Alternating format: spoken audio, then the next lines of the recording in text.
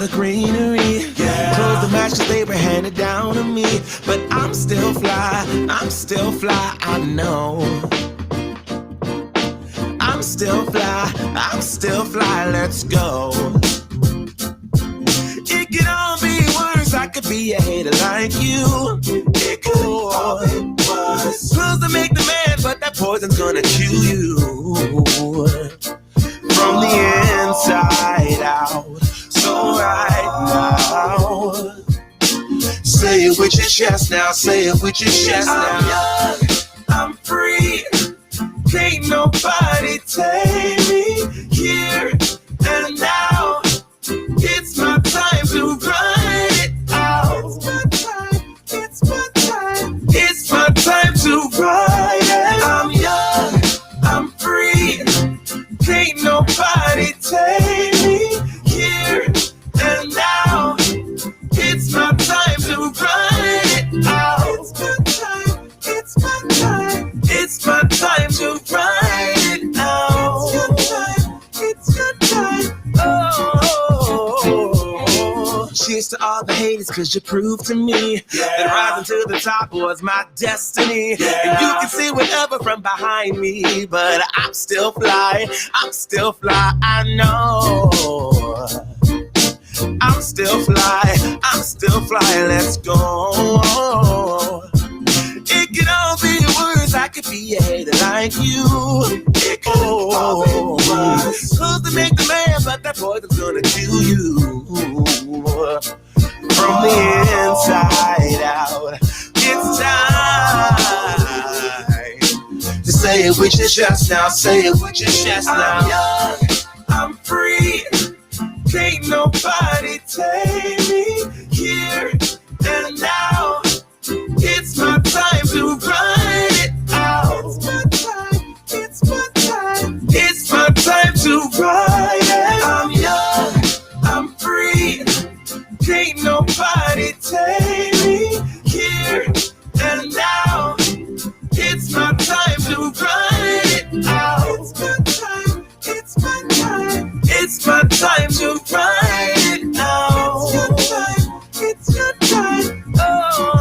Oh, if you're on the bus, say yeah.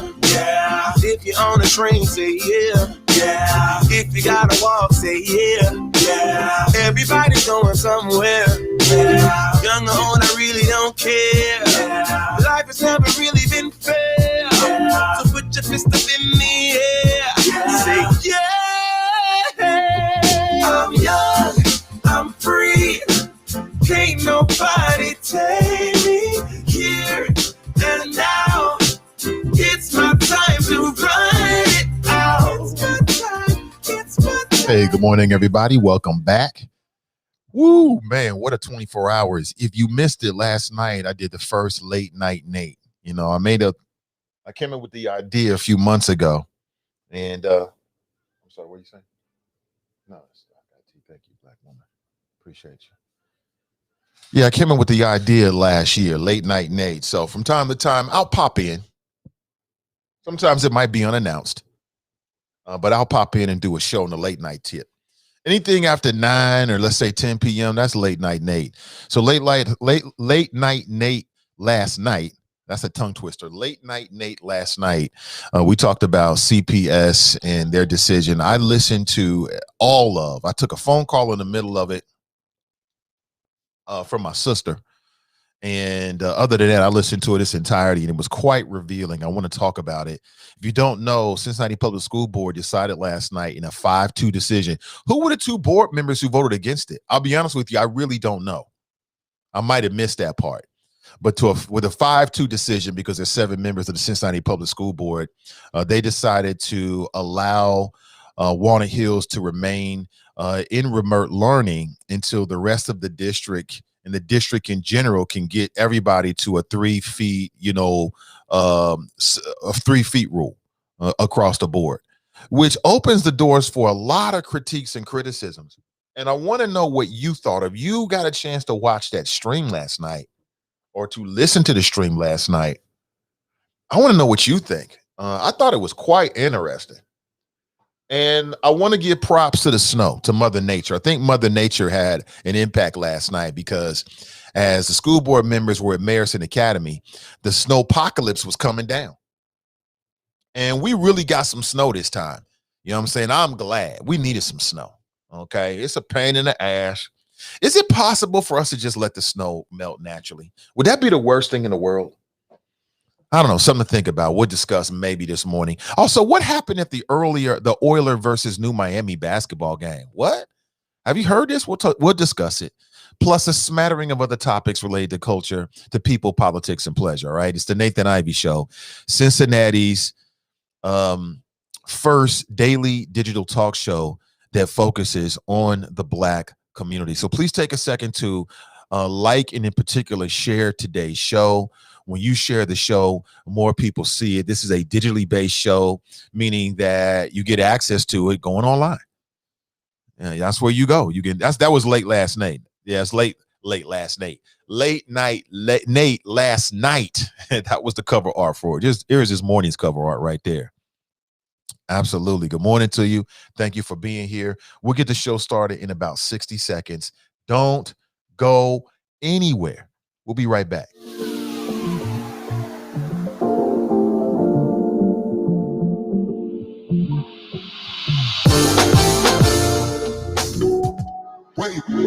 This is the Nathan Ivey Show. Get ready to be engaged. Get ready to be informed. Get ready to be a lion. Get ready to be enraged by the man City Beat Magazine called a talk radio rebel. And your host. Now back to the show.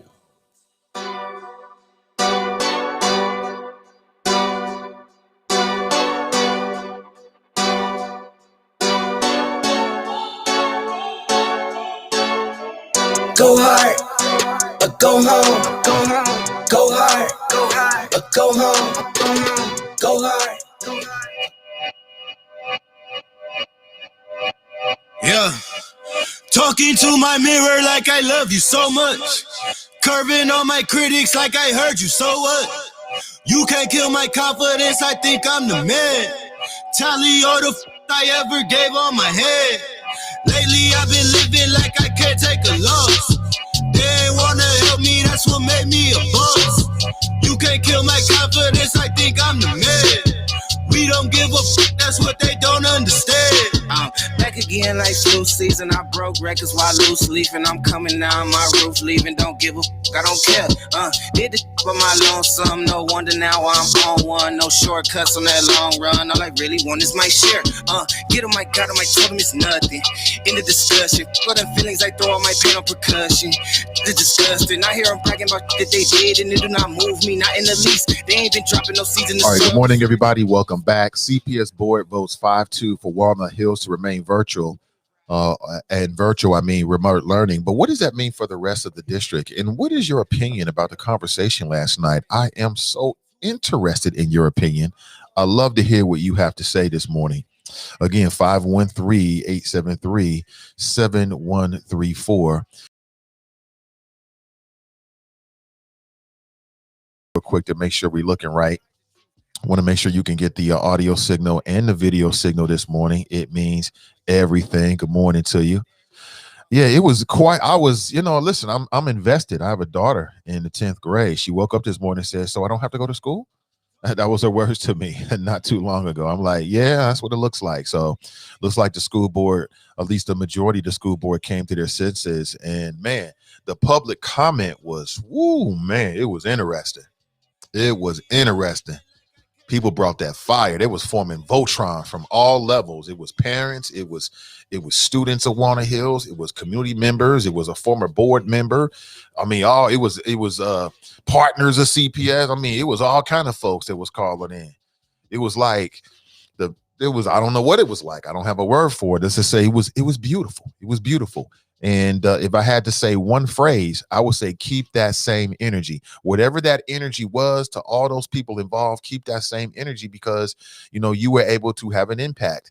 For me, it was, I stand by what I said from the beginning. I don't understand why during the pandemic, why the school board would make any decision for any school to go back into school.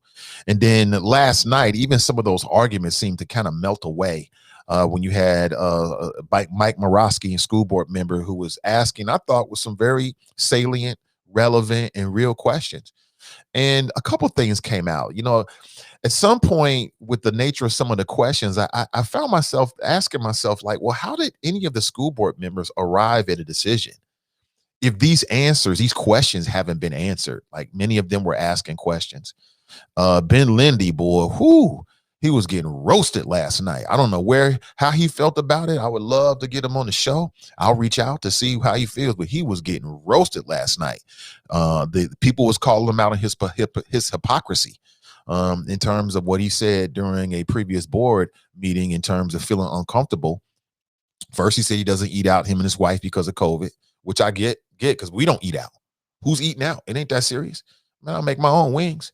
We good. There's nothing I can't make at home that is so valuable to me that I'm gonna put my life on the line. Now, if I'm doing business, that's a little different. But just on some social stuff, hell no, it ain't serious. So he admitted that he and his wife are a little bit COVID shy, and as they should be, and that he even felt uncomfortable with eating with his colleagues. But yet, you make a decision for children and students to do what you don't want to do. So people kept bringing that up last night. It was highly entertaining. I loved every minute of it. It was every time somebody would bring it up, it was entertaining. It was hilarious.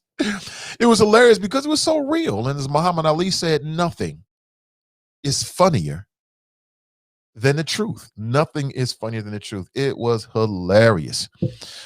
So yeah, that's what happened. You had a lot of the Walnut Hill students that was forming Voltron, and I'm like, ooh, body blow. Great point, because they're the ones who have to actually be there.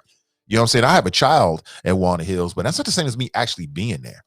And I think that the student's perspective matters. I think that the parents' perspective matters.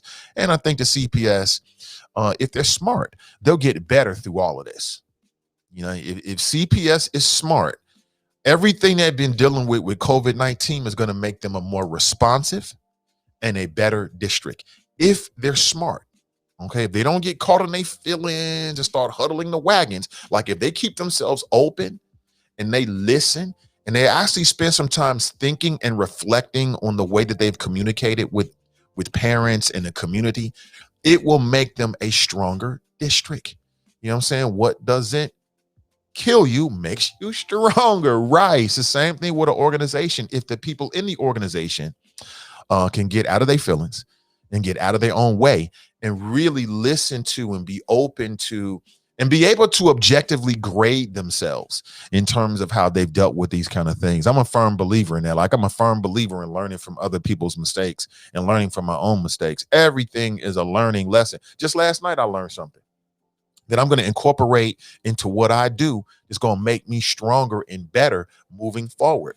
Okay, I won't get into the details, but that's just the way you should look at life. Everything is a learning opportunity. There is no wasted. If you're doing your best, there is no wasted energy per se. I mean, you always want to get a return on your investment, and there's nothing more valuable than time. Other than my family, my time, and of course, my creative expertise is extremely valued to me because I don't have a lot of time. You know what I'm saying? So just keep that in mind. I hope that, and I believe that the people at CPS, the administration, Laura Mitchell and her team, I believe they're smart individuals that will learn from this. They'll learn how to communicate better. Because there was clearly some communication gaps in terms of the criteria that was brought up last night by Mike Morowski. Shout out to Mike. So I did Late Night Nate last night. Ooh, I got it. The tongue twister. I got it. Late Night Nate last night. And Mike Morowski jumped on the stream, said hello to everybody, along with OZ Davis, who added what somebody said last night was the question of the night or the statement of the night. I'm confused. Yeah. So now you understand how I've been feeling doing these interviews over the last couple of weeks. I've been confused. Like, huh? What did he say? What? Somewhere Medium Buddha is cracking up. It's an inside thing. I was like, what did she say? Huh? That doesn't make any sense to me. You could tell her.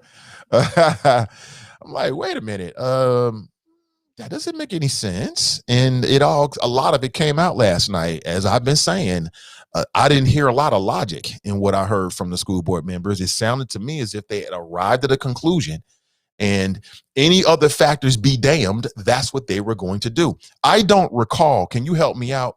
5-2 decision. Who were the two school board members, so we can properly talk about them this morning? Who were the two school board members that voted against this? And I don't understand how you can be a school board member and listen to what happened last night. Okay. All of the testimony, all of the facts, all of the questions that remain unanswered, all of the mistakes that were made, or the lapses in communication, we'll put it that way, and still vote against it. Who the hell is that? I literally don't know. I honestly don't know. I missed it. I know you're thinking like, Nate, how'd you miss it? I missed it. It's an opportunity for you to share with me this morning.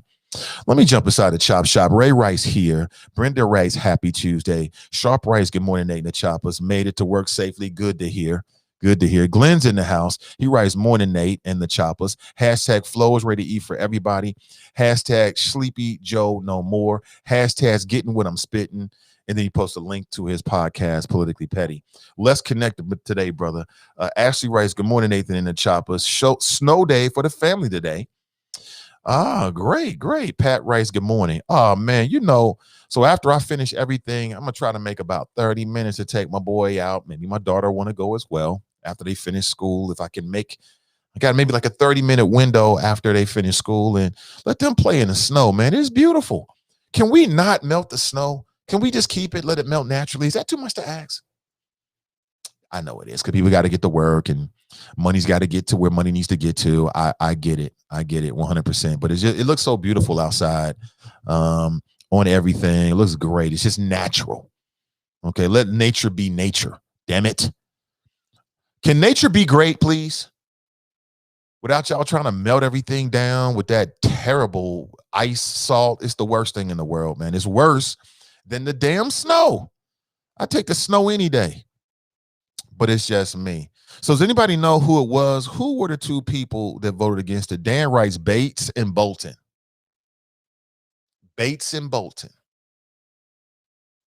Why does that not surprise me on some levels? Bates and Bolton. I haven't spoken with Bates. I did speak with E. Bolton, and her logic it was missing from the conversation. And then some of the things that she said, some of the assumptions she made about low-income families inside the district, I'm like, and how did you get here again? You know what I'm saying? As Medium Booty might say, what did she say? I don't get it. I don't get it. Bates and Bolton, huh? Y'all got to make that decision. Y'all got to make. I know that the last round, there was a lot of conversation. There was a school board candidate named Marlena, and she was not having it. And if I remember correctly, she was not a big fan of Bates and Bolton. She kept calling them out in particular. And perhaps she was right. Perhaps she was right. I don't know. I don't understand how you can sit through that and then make that decision, quite honestly. I don't understand that. Like, what are you basing it on? So your science was proven last night to not be 100%. Through the sum total of the questions from actual other school board members and then the public, because believe it or not, guess what? Members of the public are smart too. They go to college. Some of them are scientists. Some of them have advanced degrees and experience. They know how to read. Believe it or not. I know it's shocking to maybe, Bates and Bolton. It might be shocking to them, but believe it or not, some of these parents of these children, they're actually smart. They actually can read. They actually can read some of these studies that these board members have been citing and can determine for themselves how relevant it is to what we're doing here in Cincinnati. Wow, amazing. I know, huh? People out here reading on their own. Yeah, Melanie Bates. Yes, Eve Bolton. And I thought it was tremendous. I loved every minute of it. I loved every minute of it because it was so real. And this is life and death. This ain't about curriculum. This ain't about free food. This is about life and death, period. All this social emotional well-being, yeah, I know as a school board member, you should be concerned about that on some levels, but that's after life and death. This is a life and death issue. Treat it that way. All this other goobly gibbly got with no data behind it, nobody's going for that. Now, here's the real question. The real question is, what does this mean for the rest of the district? That's the real question, because and I've got a child that's not at Walnut Hills. Okay. So if you have a child that doesn't attend Walnut Hills, you're looking at them like, huh? What? What did they? What's going on here? Why? What's so special about Walnut Hills? So now you're going to have these, these questions and these critiques coming up. Sometimes they may be even unfounded. Last night there were people on my feed on Facebook because I was posting, a little commentary here and there. And, people were like, well, why is Walnut Hills so special? Well, it's not that Walnut Hills is special, but if you look at the population and compare it to the size of the building, it is a unique circumstance that should be dealt with uniquely. Period. Especially when you're making decisions about class size and, the amount of feet. I'm just so happy to see that there were board members and members of the community who were as outraged as I was as a parent when I got the email of what my daughter was going to have to deal with. And they're talking about it wasn't even going to be 3 feet. Just nonsense, just straight up nonsense. And nobody's got time for that. So I'm glad to see that logic prevailed. I would be happier, as I said last night during Late Night Nate, that I would be happier if it was district wide. That would have been smarter. Like, I regard what the board did last night as a majority, 5-2, except for Eve Bolton and Melanie Bates, who should be questioned, and I'll reach out to them. They should be questioned as to why they made this decision, and it should be a tough questioning. It shouldn't be some little Cincinnati polite. Okay, like what you thinking of, sis? What's going on here? Okay, what don't you understand? And I don't get it, but I regard that as a smart decision. A smarter decision would have been for everybody to remain virtual until the coast is clear, not until the coast is almost clear, not until you think it's clear, until we know it's clear. Okay, the analogy I used last night was like a sci-fi movie, like one of these zombie apocalypse movies, right?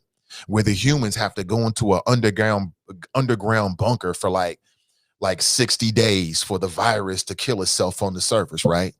And you know what would happen? They would get to day 55 and some Gilligan ass human, I just need some fresh air, would open up the doors to the bunker and let the zombies in. That's what CPS is doing. We're almost clear. We're almost clear. Got the vaccine coming. We're trending in the right direction. If we're going to take this long, why not wait a little longer, just a little bit longer, until we know that the coast is all the way clear? This is just common sense. But what came out last night is that the school board hatched some, and this was because people did a freedom of information request. Shout out to those individuals that did that. They got some of the emails from the superintendent, and what they found out is there was an agreement. And again, correct me where I'm wrong here and fill in the gray areas with the facts. And feel free to call into the show at 513-873-7134. Feel free.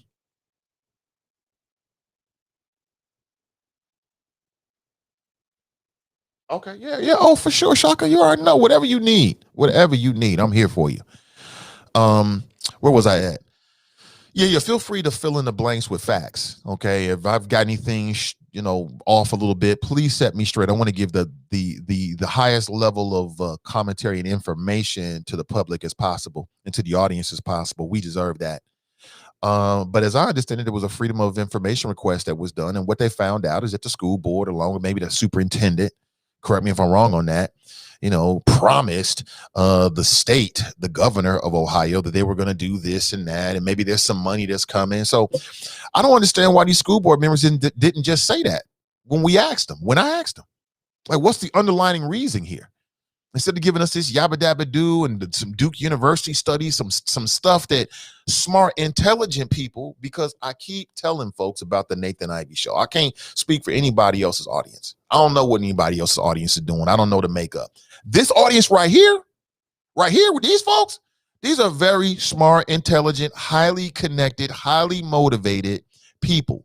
These aren't just voters. These are influencers, an audience full of influencers. These are people that get ish done. Okay? You cannot come on this show talking nonsense. It's just not going to go well. It's just not going to be a good look. You don't want to do that. Okay? You want to step that game up. That goes for candidates. That goes for anybody. Make sure your game is upmost. And even then, the choppers have earned their name. It's going to happen.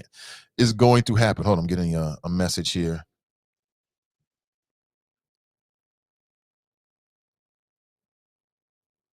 Okay, cool. I got it.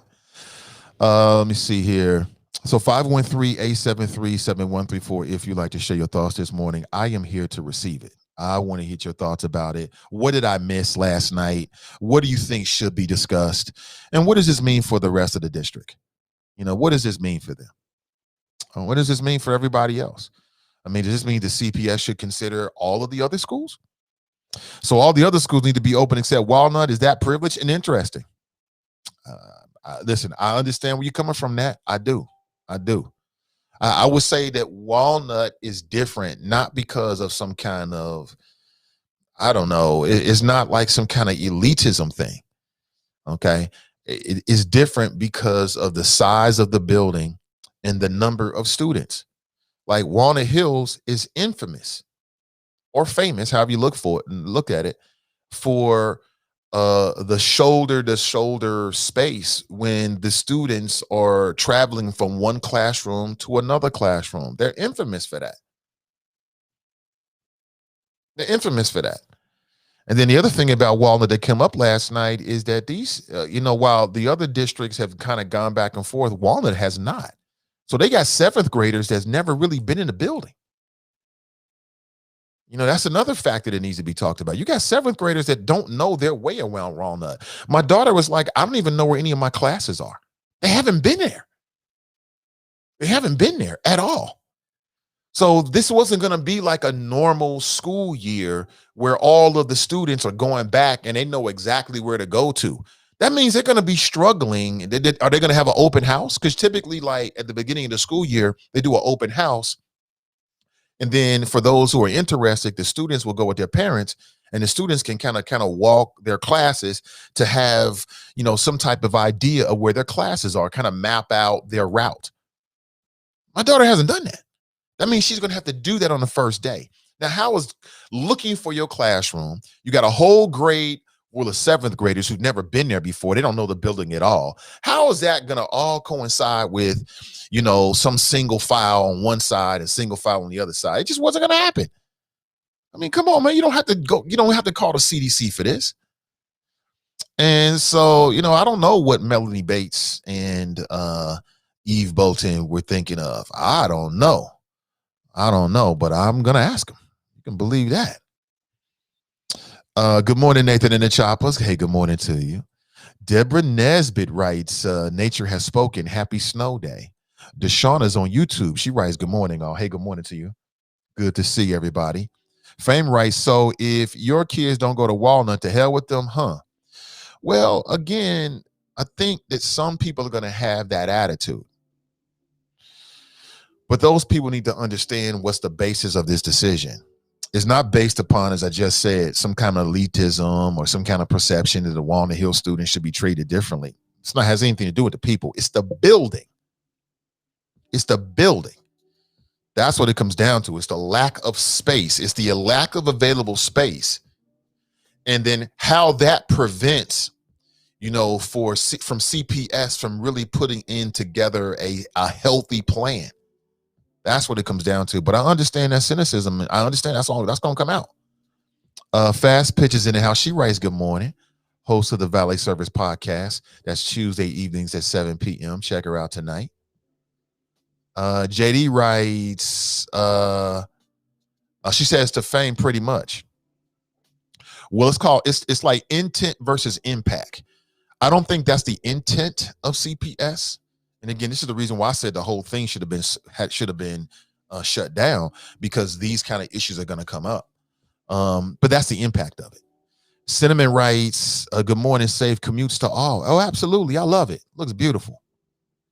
Deborah writes, "See, that's what they get for listening to a minority of rich, influential parents without consulting the entire parent body."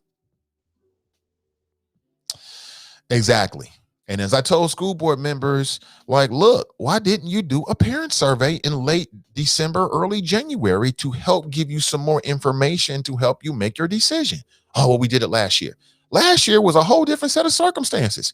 You're going to get different responses if you decide to do a survey now. And here we are in the purple, and people's perception and anxiety about the infectiousness of the disease is going to go up. People talk about new variants. It's going to be more difficult. It's going to be an issue. They should have done that. That would have helped them.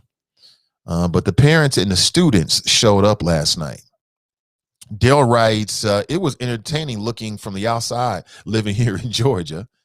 Sister Iris writes, "Good morning, great people. Hey, good to see you." Fame writes, "I was watching that last night, assuming this was district wide. All this hubbub over one single school. This is essentially private, as you have to test it into it. It's a district of 36K. For the record, I passed that test and elected not to go across town. But this is an insane amount of clamor for one building." No, it's not. Quite honestly, it's not. I can tell that you are operating at an information deficit, brother, because you're watching the stream and you don't even know what they're talking about. That's number one. But no, it's not. It was not at all. It was the kind of conversation they should have had and the kind of debate they should have had about the entire district. Now, we agree on that. That's what should, like, to me, the entire district should be virtual. It should be remote right now. Across the board. Across the board. And after talking with the school board members, there's no good reason why it's not. It's just because of how they personally feel. Talking about, well, if we do this, then at the end of April, the end of March, we're going to have spring break. I don't give a damn about spring break at the end of March. Are you nuts? Are you losing your mind? You're going to push these kids back to school in February because spring break is at the end of March? Are you losing it? Listen to what you're saying. And I'm just glad to see that I wasn't alone in that there's a lot of parents and concerned members of the community and students that felt the same way. I mean, oh my God, the students came with that fire. It was like thunder. Thundercats. Ho! I mean, Lionel came jumping down, Panther with the whip. They was not playing any games last night. It was no games played last night. And I loved it. I loved all of it. Maurice writes, Gloria's resurrection. Brother Ozzy's in the house. Late night Nate was dope. You'll see more of it. Yeah, listen, I want to do everything I can to push the culture forward. I 100% believe in what we're doing here. And again, I mean, I want to just say props to the choppers and all the people that lifted up this show. A lot of people saw those interviews. A lot of people I think it definitely had an impact in helping for people to see, and get a chance to hear these board members. Oh, most certainly. And it's just another example, yet not the first, but yet another example of the power of independent media. I'll say it again. There's a place for independent media, such as the Nathan Ivey Show and CDM and whatever comes next, and legacy media. It don't have to be a competition per se. Everybody has a role and can play a place. And here on this show, on this platform, we most certainly are moving the needle for the local culture 100%. People can hate all they want to. The haters going to say, what does the intro say? Okay, hater, I hear you, but we going to keep doing what we do 100%. And I'm 100% on my job to amplify Black voices 100%. Very privileged to work with a lot of talented people. And I just want to lift them up and elevate them for the culture, for us here in the city of Cincinnati and beyond. And beyond, we're just getting started. We just getting started. We ain't going nowhere. I ain't going nowhere. Let me see here. Graxon's in the house. He writes, you signed that PG supporting his corruption. The black community has no further use for OZ Davis laziness. Yeah, again, I know you brought this up yesterday, brother, and I think I may have commented on something on Twitter. I don't see this. I don't understand how OZ or anybody else signing on to a letter of support for PG Sittenfield, which is their right, based upon whatever reason they want to. I mean, if I decide to sign a letter of support for somebody, I don't give a damn what nobody think about it. I did it because I wanted to. You ain't even got to ask me why I did. I did because I wanted to, regardless of however people want to look at it. So again, as I said, we had this conversation yesterday about PG. I think that every human being has the right to put up the defense that they can afford and that they can pull together. I know I would. I'm going to fight. If I feel like I'm innocent, I'm going to do whatever I got to do. I'm going to use every resource, every content, every dollar, every contact I have to put up a defense. I don't think there's anything wrong with that. And I don't see the connection here, Graston. Maybe you should call in and set us straight on this. What's the connection between anybody signing on to a letter of support? And in this case, you're talking about OZ Davis. So OZ signed a letter of support for PG. What's the connection between that and the black community? I don't understand that. I'm sure there's a good reason behind it. I just can't figure what that out is. I don't know what that is, but let's go to the phones. Good morning. Welcome to the show. I'm doing great. Hey, hold on 1 second, Tracy. Hold on 1 second, because I got to do my due diligence and make sure I got you properly plugged in this morning. Give me 1 second here. There we go. I think we good now. All right, let's try this again. Hey, good morning, Tracy. Welcome to the show. Good morning, Nathan. How are you? I'm doing excellent. What's on your mind? I have a few questions to ask you, and you kind of caught me off guard with late night Nate last night, but I was already dozing off, so I didn't get to hear the whole show. And then when I tried to listen this morning, you were already coming on. But I'm trying to figure out, you mentioned something about the decision of the board. Let me back up, because somebody's going to eventually ask, well, why does she care? She doesn't have kids in the district. I care because I'm a product of Cincinnati Public Schools, number one. Number two, I work in the city of Cincinnati. And number three, I feel like the city of Cincinnati is sort of like the baseline, if you want to call it that, for all public schools. I believe all districts within the city limits and, even out here in the suburbs sort of follow Cincinnati Public's lead. So that's why I care. But you mentioned something about the board sort of following or having some sort of deal with the governor. I missed that part, if you could reiterate it. And then number two, we keep talking about how Walnut Hills is sort of special, and it's because they're unique in design, and the amount of kids in the school is Walnut Hills High School overcrowded. And then my third question is what kind of recourse does a parent have who doesn't have a child in Walnut Hills High School? Say if they have to go to school, right, and their kid comes down with the virus, but you're keeping a whole other school building at home and they're safe. Do I have any kind of legal recourse to come and sue you because you kept one school safe and you made everybody else go into the lion's den? And if you could just, answer those three questions, I'll hang up and listen. All right. I will answer those three questions. All excellent questions, by the way. I appreciate it. I will answer all those three questions. Before I do, though, I got to take a quick break and a word from our sponsor. All right. And then I'll come back and directly answer those questions from Tracy. Today's show is sponsored by Team Wellburn. The wellburnexperience.com is their website. Check this out, and I'll be right back. It's that well-born experience. That well-born experience. Experience. Experience. It's that well-born experience. Well-born. Yeah, that well-born experience. Well-born. That well-born experience. Well-born. Experience. Well-born. Experience. Tell us what you need. That's the question we start with. We specialize selling condos, houses, apartments. Make sure that you happy with your residence. Keep it real, no filter. Otis, the realtor from the nattiest heaven sent. It's the well-born experience. Ain't nothing like it. Every time he talk to his client, he's so excited just knowing he able to put them in a place to lay their head, not focusing on his profits, but on the client instead. Right. He keeps his own professional and from his conversation. You can tell he studies before sharing information. Educated, motivated, ain't nobody better. Who's willing to walk you through every step to relieve the pressure? Yeah, and just so you know it's real, you get a special personalized rug once he closes the deal. So go and call him up so he can get you live. 513-252-1055. Again, that's 513-252-1055. TheWellburnExperience.com. Are you looking for a dream home? Are you looking for rental property? Are you looking for a commercial property?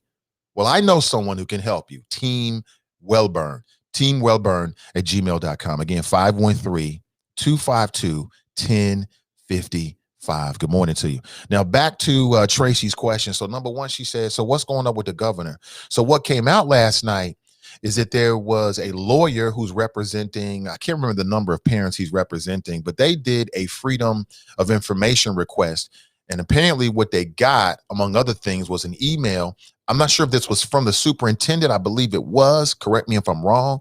Essentially saying that there was a conversation, if not a decision that was made between the state, maybe that's the governor of Ohio, and also CPS in terms of them opening up. I think, quite honestly, I think it's wrong for the state to try to strong arm the Cincinnati public schools. Like, look, you can only get, vaccines and get vaccines quickly if you open up. I think that's unfair, but essentially that was the gist of it. There's also some information that I don't know because there were some dollar amounts that were thrown out there, like 60 million and 20 million. I don't have all of the information on that, and I'm looking for it this morning. So if you got the details on that, perhaps you can give us a call this morning and share with us. Tracy also wanted to know, is Walnut Hills overcrowded? Yes, it is. It's been an issue for years now. Everyone's aware of it. And that's what makes Walnut a unique situation. If it wasn't for that, Walnut would be in the same situation as every other school. I mean, that's the only difference here. It's not because, they test well on SATs. It's because of the nature of the overcrowding in relationship to the building and how that impacts CPS's safety plan when it comes to COVID. That's what it really comes down to. What's the recourse here? Now, that would be for the legal minds, people out there with far more experience and legal expertise than I have. That's an open question I have as well. Like, what is the legal recourse? Now, CPS is giving you an option. You have CDA.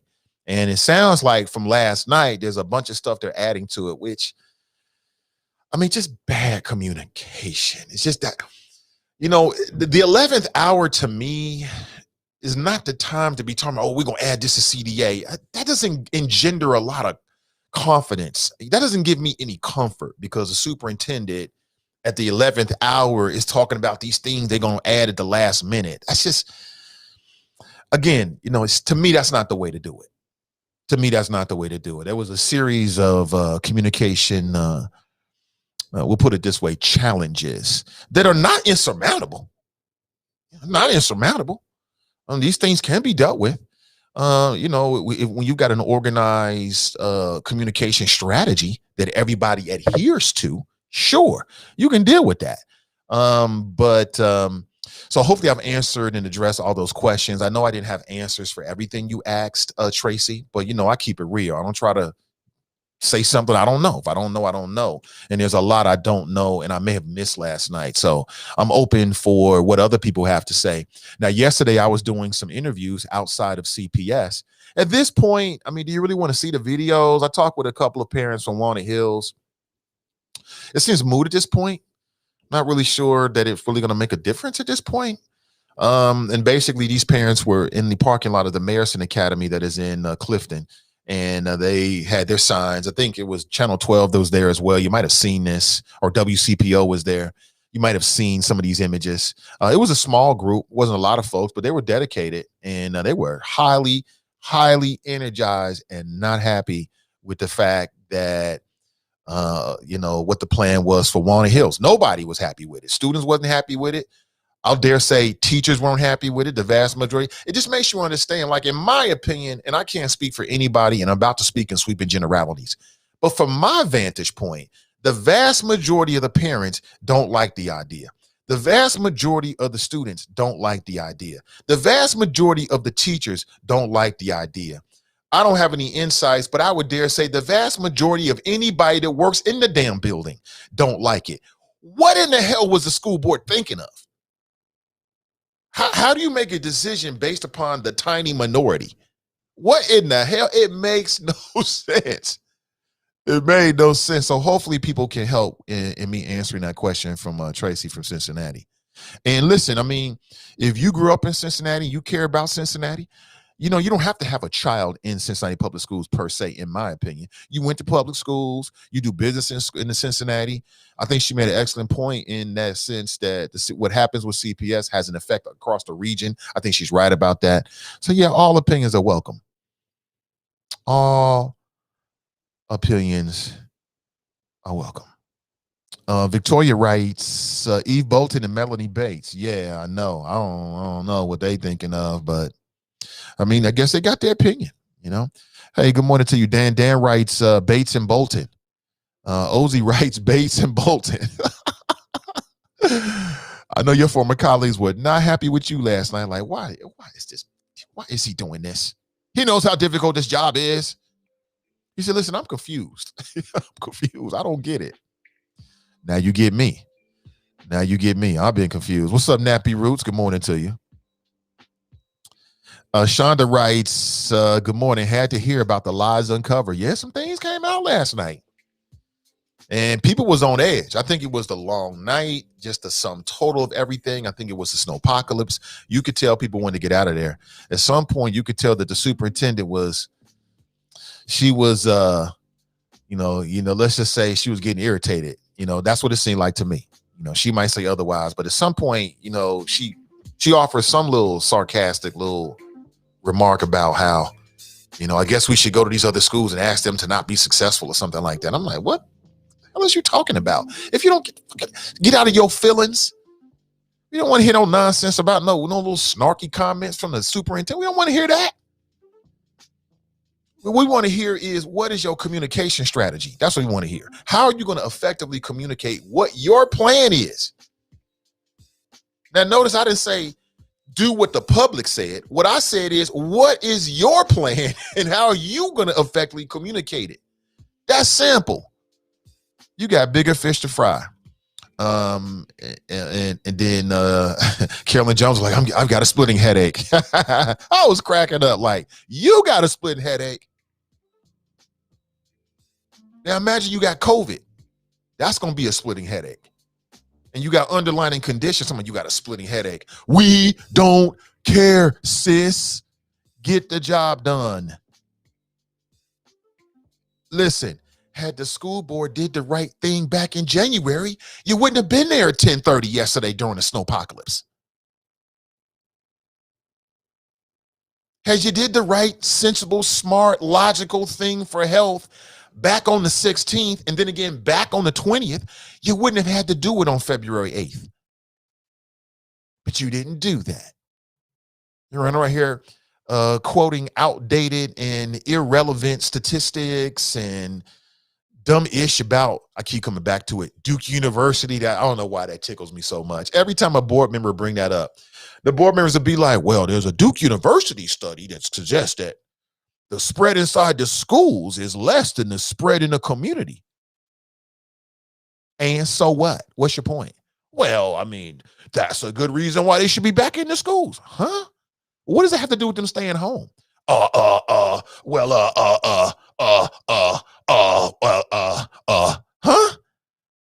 are you talking about? What are you talking about? It made no sense, but there's still a level of concern. So all is not done. So what does this mean? Does this mean that if the information changes, the guidelines change from the CDC or whatever medical pandemic authority that the board is going to look at as a source of information. If that changes, does that mean that by next week, this decision might change on Walnut Hills? I'll be honest with you. And some of my school board friends may not like this, but I don't really have a lot of confidence in a decision. It's too wishy-washy. It's back and forth. And I don't know what it's based on. So last night, Mike Morosky was pushing for the board to communicate what are the criteria for us to go back into virtual as a district. And I'm just amazed that he was the only board member who thought that that was necessary. The point I made last night is that what adult doesn't like to know what to expect? What parent doesn't like to know what to expect when it comes to your job or dealing with your children? We all thrive best in a situation, in an environment where we know what to expect. Last night during Late Night Nate, and you'll hear more about that. It's fun. I'm a night owl at heart. I made this analogy about, or this comparison about, your peer review or your annual employee review. How many people have ever conducted an employee review, as a supervisor for other employees? You ever done that before? Raise your hand. And how many people have ever been on the other side where you were actually receiving the review based upon your job performance? I've done both. And what I can tell you, and I think anybody who knows what they're talking about will agree with me when I say this, is that when you're in a situation like that, there should be no surprises. You shouldn't get to the annual review and then you're dropping bombshells on your employee and telling them things and critiques that you haven't been telling them along the way. That is unfair. Similarly, how would you like it?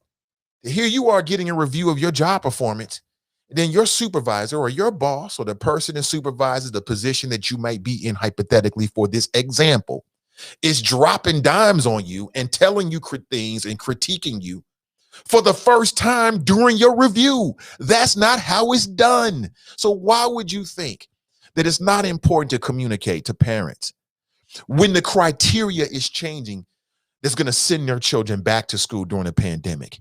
What human being operates that way? None. There are no human beings in the world that operate that way. When the board reviews Laura Mitchell, she doesn't want to be operated. She doesn't be dealt with in that way. Nobody does. You want to know what the criteria are. The criteria should not change. And if there is a change, you shouldn't wait to the date of the actual review to hear about it, because it's unfair. It's unfair to any human being, especially during a pandemic, and you're talking about people's children. So when the criteria change, okay, they change. We get it. But effectively communicate that.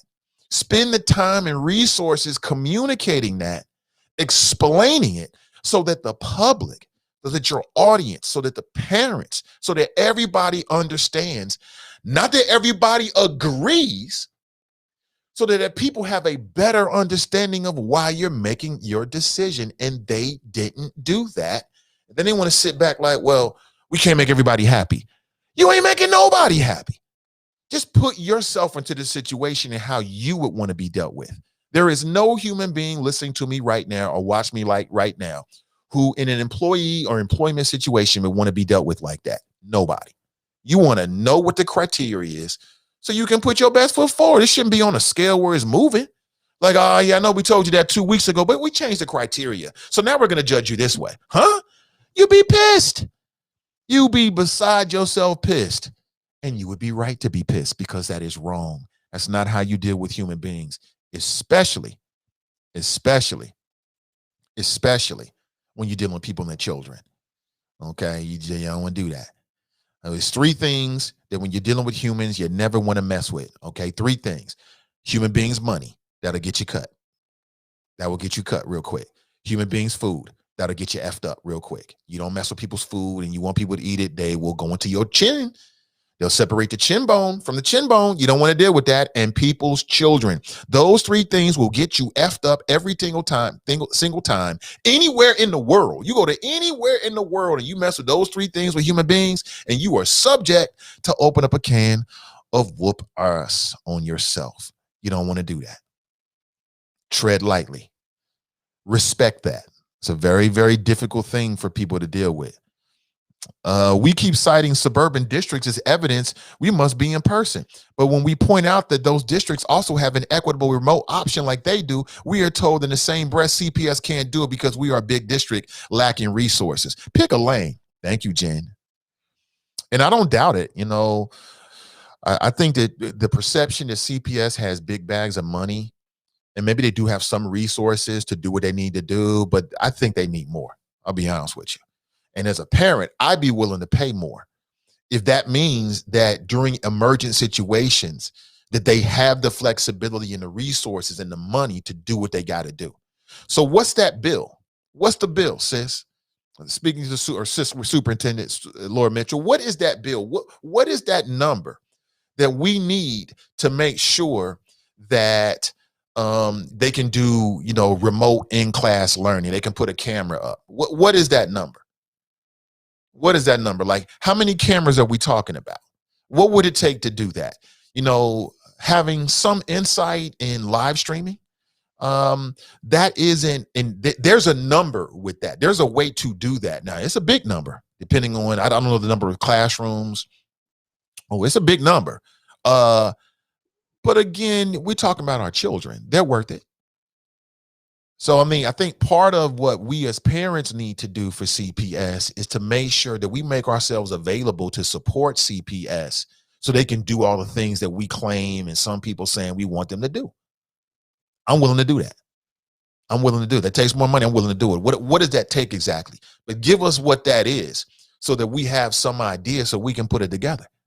I was talking with parents in the parking lot of Marison yesterday. I was like, look, man, if Walnut Hills will just work with us, we got some cash. I'm like, okay, cool. So it's not as if there are no resources. People need to know what that is. What is that number? What does it look like? Pardon me. And let's get the ball rolling. Crystal writes, Nathan, I'm glad you feel that way. I hate the snow. Okay. Really? Do you? Okay. Nothing wrong. That's my sister Virgo right there. Victoria writes, get him, Nate. Ozzy writes, I don't even talk to you, but when you want to actually do something of value in the Black community, I'll receive your opinion. But until then, kick rocks and keep my name out your mouth. Wow. Now go back. Now back to ignoring you. Wow. Woo, he didn't want to answer it. Yeah, give us a call, Graxton. I don't get it, man. Can you explain to me? You're really trying to make a big deal out of this letter with PG Sinfield, and I get it. Anytime something's public, it's open to be critiqued. It is what it is. But I don't understand how this is some kind of betrayal to the Black community. If OZ or Lincoln Ware, or if I decided to sign my name to that, I don't understand, or any Black person, I don't understand how that's a betrayal of the Black community. See, that to me is a stretch. I don't get it. But I'm sure you've got a good reason. Deshauna writes, on my way in to deliver y'all mail here in Fairfield, getting to it. Okay, Deshauna, thank you so much. That's a big job right there. That mail don't come, you are not happy, especially you waiting for something like a check. Do what you got to do, sis. Braving them elements. Natasha writes, Melody Bates and Eve Bolton. I'm going to reach out to Eve Bolton right now, as a matter of fact, and see if she'll be interested to give us a call today or sometime soon.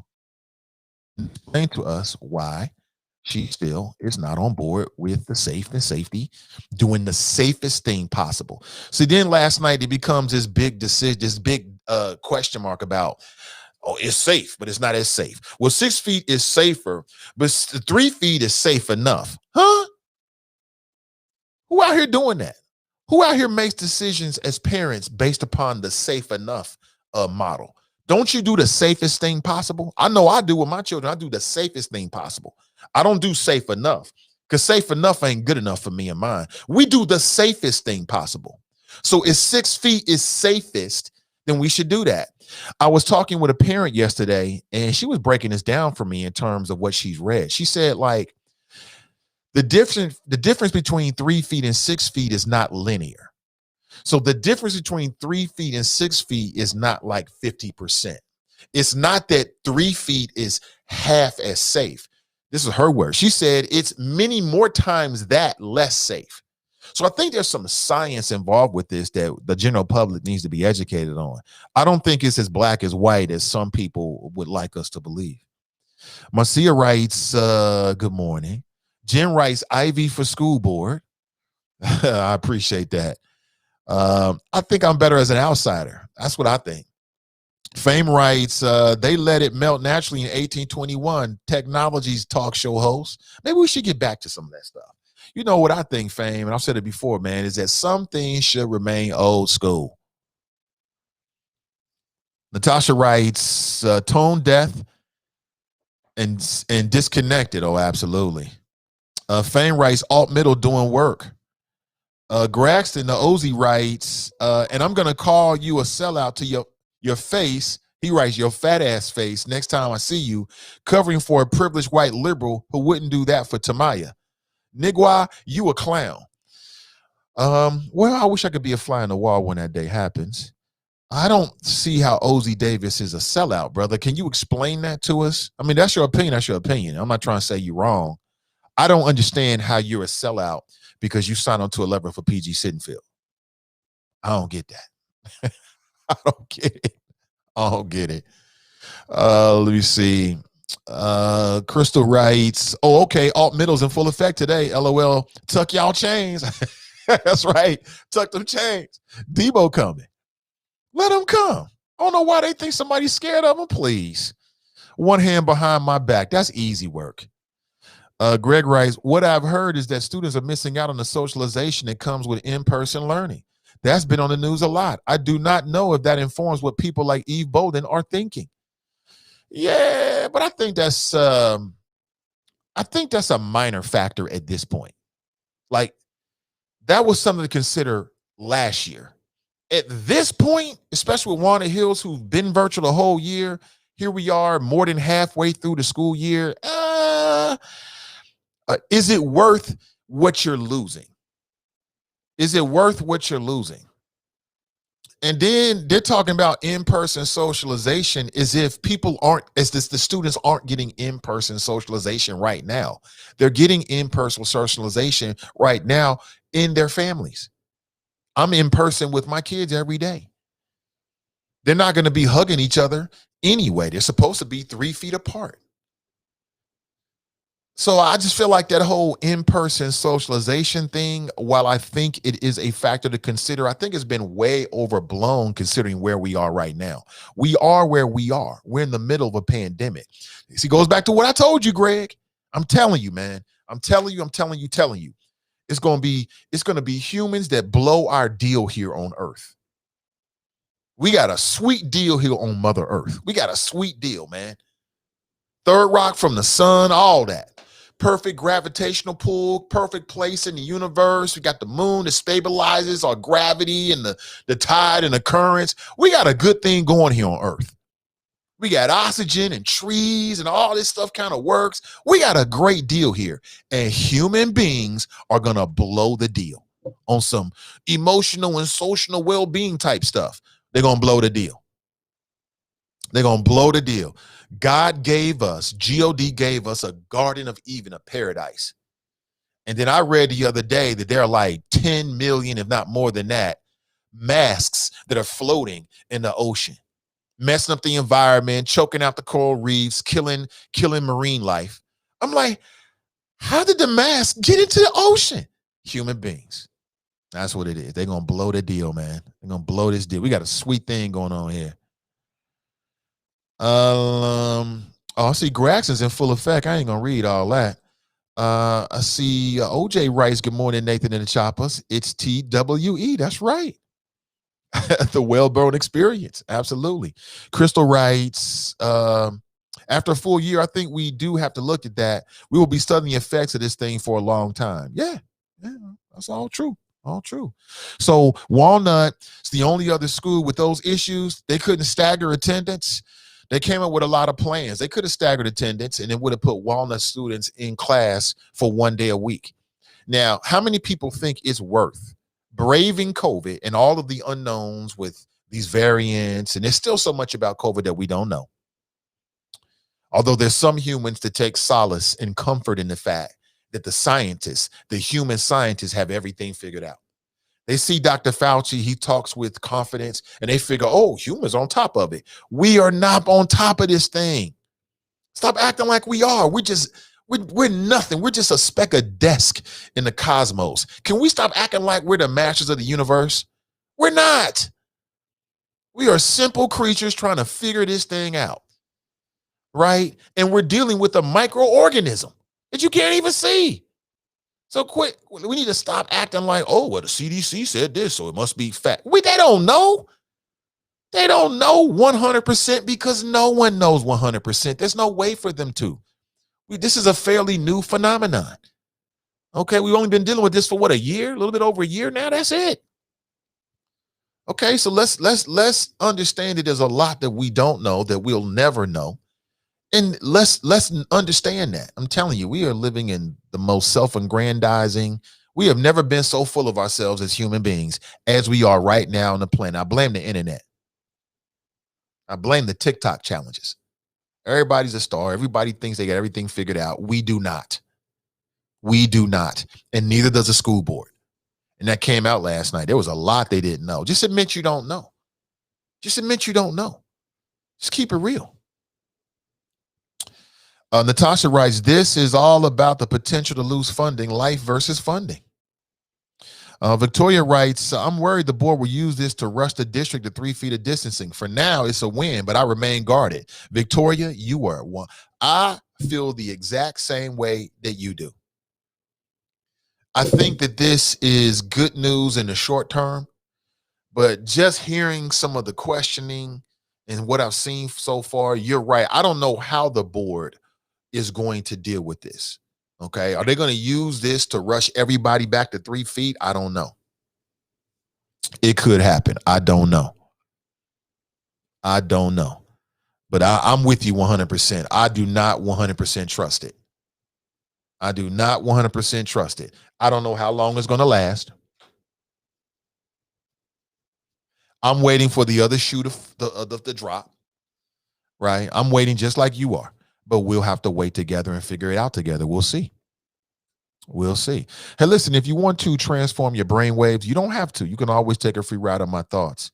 I got more than enough to talk about this morning, but there's my number. You can lock me in at 513-873-7134. If you are a creator or a creative person and you're thinking about doing a podcast or a live stream, perhaps we can work together.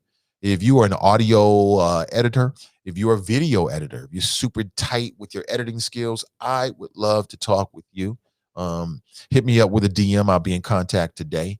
If you are a business owner and you have products or services, you're looking for a way to get in front of an audience, a way to get in front of customers, hit me with a direct message. I have multiple ideas on the possibilities of doing that. And we're doing it right now with CDM. We're doing it right now with the Nathan Ivey Show, connecting small businesses to their customers. And it's been an unexpected joy. Perhaps we can do something together. I'd love to. I'd love to have that conversation with you. All right. Good morning. Good morning. Let me see here. Greg writes, does the CPS risk losing funds from the state if they do not return in-person learning? I have not gotten concrete information to say yes. And last night, some things came up that would suggest that answer is yes, right? So again, I'm looking for smarter minds and more connected people than myself to answer that question for us. There is an answer to that question. Jen writes, Nat Turner, if they stagger for 6 feet, they would only have 1 day per week per kid, right? And is that really worth it to send your kids into a public school for 1 day a week? Really? I mean, think about it.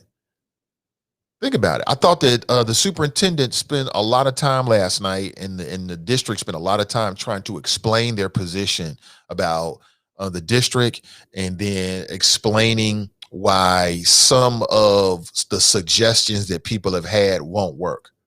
And I agree. I believe her about take her for a word. She said that her team has explored it. I believe her. I think she was 100% on that. And that's got to be a difficult job. That's got to be a difficult job. But you know what? What I would say to Laura Mitchell is, it's going to make you stronger, sis. After this goes through, and you never really want to be in a situation like this, but after we beat this, and I do believe that if we're smart as human beings, that we can get ahead of COVID. But after we get ahead of COVID, looking back, if you're smart and you learn from making good decisions, it's only going to make her a better administrator. It's only going to make her team stronger. They'll all be able to say that they were in those jobs during the storm, right? They weathered the storm.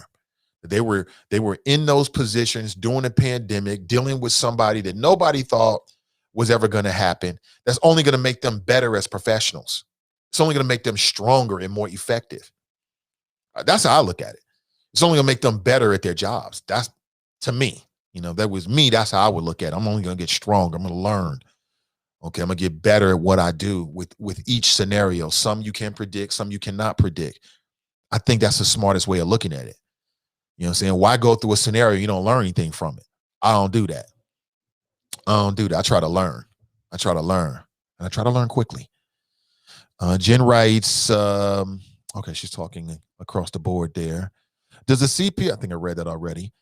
Brian writes, part of the propaganda machine back in the state, mainstream news industry is killing independent thought.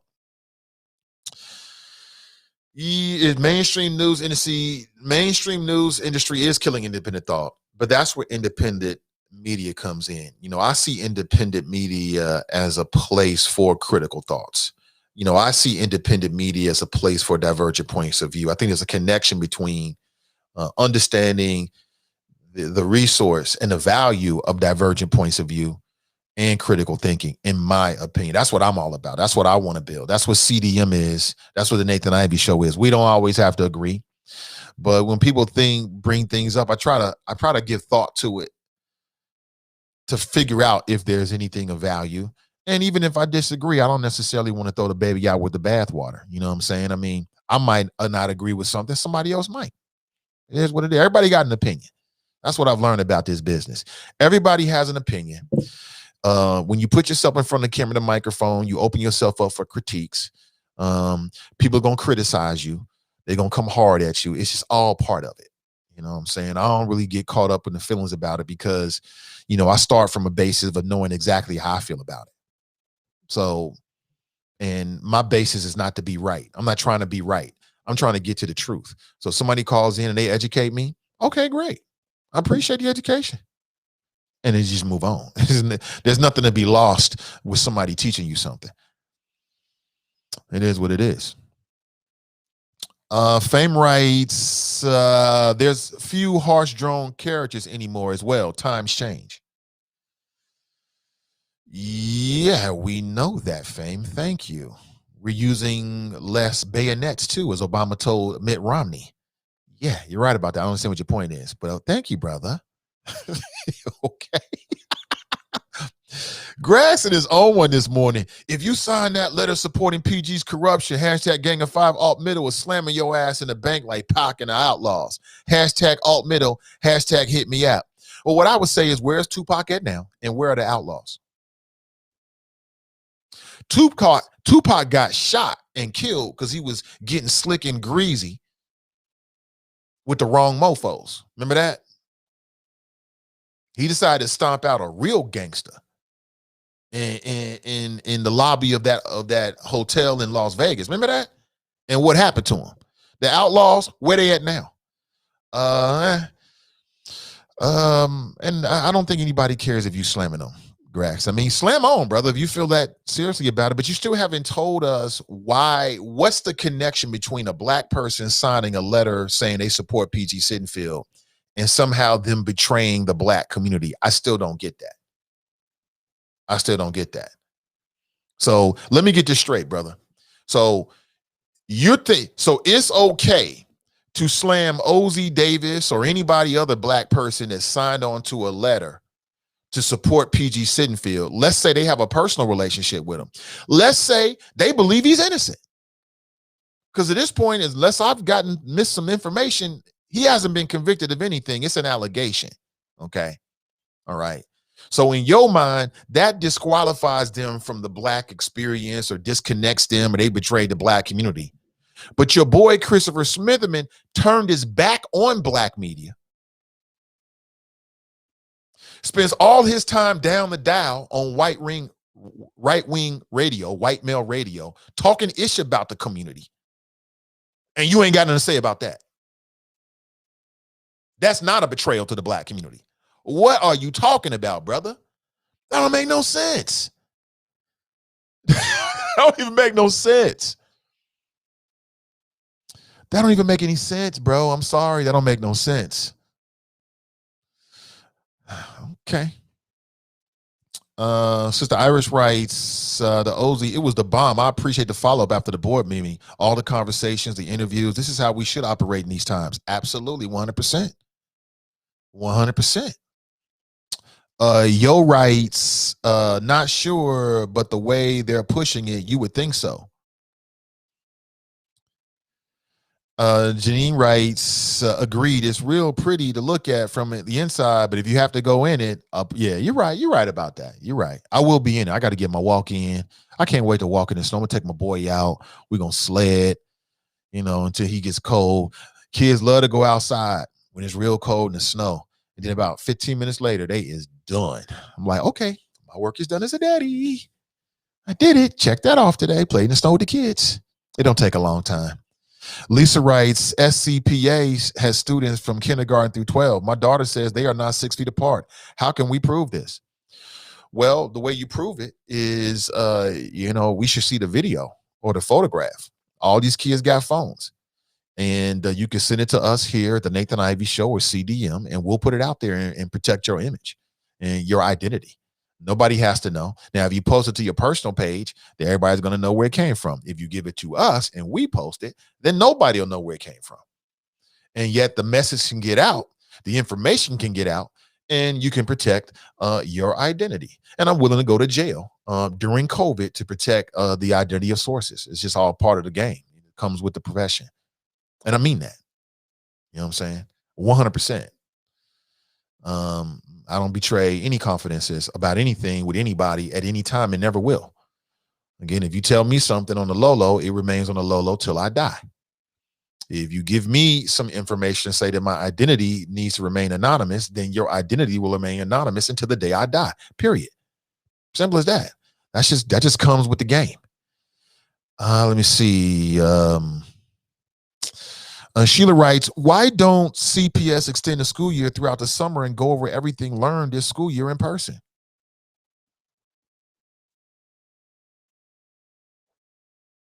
Something to think about. Mrs. Love Being Black writes, good morning, fellow beautiful smart choppers. Good morning to you. Good to see you. Good morning, good morning, good morning. Baldhead writes, I disagree. He disagrees about something. What are you disagreeing about, Baldhead? Good morning to you. Karma writes, I'm still confused on if the board's decision not to go remote, was it based on not having 3 feet, ? Because now parents can argue who don't want to go back. Why can't all kids go back to 3 feet? Now parents who don't want to go back will use Walnut as the reason why kids shouldn't go back. So there's lack of consistency will continue to cause division. Karma, you are 100% correct about that. You are 100% correct. You are correct 100%. And it goes back to why I said and still believe that the better option was for everybody to remain virtual. Why did I say that? And people want to argue with me because when everybody is virtual, that's the closest thing you're going to get to the parity because everybody's virtual. Everyone's got the same access. Everyone's got a level playing field. School to school to school to school to school. Everybody's at home, virtual at their school. That was the closest thing to parity that you were going to get. And to me, why disrupt that in an environment that isn't, the coast is all clear? But that's where the decision was made. Again, the board, what I gathered from the board is that the members of the board feel extremely strongly about getting the kids back to school as quickly as possible. That is their number one priority. Safety for many of them is secondary to the idea of getting kids back in school, and that's the best thing to do. And I don't know if it's because of, I don't know what that is. I don't know why the board feels that way. Maybe it's just the nature of being a school board. And so when you're a school board member, you look at the school itself as the panacea for all issues that relate to children. So from their vantage point, they can't even, many of them couldn't even conceive the idea of not going back to school this year based upon, again, I'm sure they got a lot more information that we don't have, and they have their own unique experiences. But, just the lacks of, you got to be able to pivot in the paint. You know what I'm saying? If you're going to play basketball, you got to be able to pivot. You got to be able to pivot when available information comes in. And it seems to me as if many of them were willing to pivot toward going back to school when they felt like they got available information. But the idea of not going back to school in person is just something that wasn't on their radar at all. That's all I can come up with. That wasn't even conceivable. That wasn't even conceivable. That was not even something they could even fathom, it seems like to me. But it is what it is. Let's see. Jen writes, my thing is you need an equitable remote option for all schools if you want schools in person. And again, that goes back to the point I made, is that I knew, as we all did, that was going to be very difficult, if not impossible, for CPS to do this school year. It seemed as if they just didn't have the resources or the plan in place, or a combination of both, to be able to offer in-school learning while everybody stayed at their home school. Well, in school, a blended learning model where you could go to a digital academy and stay, blended learning model where you could learn virtually and still be at your home school. That just wasn't going to be available. It wasn't going to be available, which was another reason as to why I still believe that staying in virtual was more equitable. People argue with me, well, it's not all the same because all kids don't learn the same. Well, all kids don't learn the same in person. That's not the issue. The issue is that everybody had the same access to the education. Everybody had the same access. Now, whether they were logging on or not, everybody had the same access across the board. They don't have that now.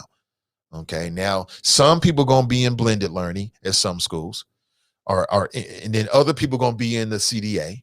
And then at Walnut, they're going to be in virtual and remain day school. That ain't equitable. As somebody said earlier, that's going to bring up a lot of different feelings and could potentially sow division. I don't think that's good, but we are where we are. Dominique writes, what's up, Nate? What's up with you, minister? Susan writes, my niece has never been in the building. So your niece is a 7th grader. See, that's the other thing about Walnut, is that 7th graders have never been in the building. They don't know that building. They have no idea. It's a big building. It takes a little bit of time as a 7th grader typically to walk around and wander around and try to figure out where you're going. These 7th graders have never had that benefit, as I understand it. Maybe something has changed. So what does that mean?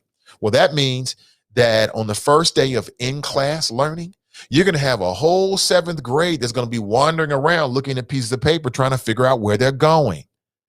That doesn't seem to promote an orderly transfer, a single file transfer of students in the hallways to me. Now, I'm using logic, which is rare in Cincinnati. So I might be losing some folks out there. This might be too much for board members to comprehend. But that should be a factor as well when you start opening up Walnut Hills. It is what it is. Victoria writes, didn't the board also vote to allow families to choose to stay remote regardless of the school? The students can access Schoology and teachers have to post their work. I believe that conversation was come up, but don't quote me on it whether that was something 100% that was voted on. I can't say that. What I will say is that it doesn't solve the biggest problem with CDA, which is the lack of connection to teachers. Essentially, students will be teaching themselves. And that's where parents had a big problem with it. I like to talk with some parents that have their kids in virtual learning. I like to talk with you. If you know someone who is doing virtual learning right now, let them know. Nathan Ivy would love to talk with them about it. I would love to talk to them about their experience as with virtual learning, because I've heard nothing good about it. Everything I've heard has been that it's subpar. That's what I've heard. Now, it doesn't mean that what I've heard is the reality for everybody. That's why I like to talk to a range of people in terms of their experiences about it, to put it out there. Glenn's in the house. What's up with you? He writes, kids still shovel snow. My son and his friends are now shoveling a couple driveways for money. They still exist. Right. Is that right? I did that. I shovel snow. I shoveled snow on my grandmother's street on Hackberry trying to make some extra money. Sure did. Went out there, knocked on the door. Can I shovel your snow? Yeah, sure you can. Ain't you Jackson's boy, ain't you? You Jackson's grandson. Yep. I am. Okay, yeah, I'll give you $5. Man, listen, it felt so good out there shoveling snow, earn you about $5. You can't tell me nothing. Blow it all on candy. You can't tell me nothing. Vanessa writes, Walnut is still in class, learning remotely. Absolutely. Fame, and good to see you, Vanessa. Fame writes, the basis is save Walnut after others. Sugarcoat it all you want. Well, no, I'm not sugarcoating it, Fame. I'm just giving you the facts. I'm not trying to sugarcoat anything. It is what it is. I mean, your opinion is what it is. I'm not trying to explain you or change your opinion. Feel how you want to feel, but the facts are the truth. I mean, you can have your opinion, but you can't have your own facts. The facts are that the decision was made with Walnut, not because people look at it as some prestigious school or we want to value them. No, that was made because of the science, the math. It don't add up. And that's why they made that decision. That's why there was so much outrage. Because, and I am a Walnut Hill parent, Walnut Hill parents want their kids to go back to school. I want my daughter to go back to school just like I was in school. I wanted to go through all of the ups and downs, the ins and outs, navigating people. She says she can't stand people right now. So it's gonna be a learning curve when we finally get back to it. But when we get back, let's make sure it's safe. Crystal writes, Walnut has never had enough space to house their large student population. Crystal, will you tell Fame that, please? They've always had an issue with overcrowding. The issue's just been exacerbated because of COVID-19. That's it. Nothing more than that. Vanessa writes, good morning, everyone. Hey, good to see you. Always. Tiff writes, replying to Lisa, what grade is your child in SCPA? I have a sixth grader who is scheduled to return next week. And are there less kids in class?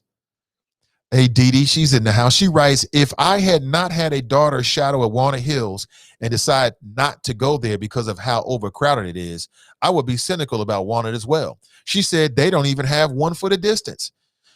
The mosh pit is what they call it. The mosh pit, meaning that it's shoulder to shoulder when the children, the students, are going from class to class because of the overcrowding. It is what it is, but they like it. You know, the more time you spend in Walnut, you figure out how to navigate it. I have been to Walnut and been standing in the hallways when the classes are changing. And it's wall to wall. I mean, it's shoulder to shoulder. They got some serious, if you want to call it choke points, intersections, right? Where it gets seriously crowded. But the students, they navigate it. And everybody, the staff, they know how to navigate it. They deal with it. They make it work so they can get to class. You know, the students figure out how to get from A to B, from class to class, using the most efficient route. Sometimes they might cut outside and cut through this and come around. They figure it out. They're smart, intelligent people. Let me see. I'm Bisa. What's up? I'm Mbisa. What's up, Mbisa? How are you? She writes, I agree. I like that.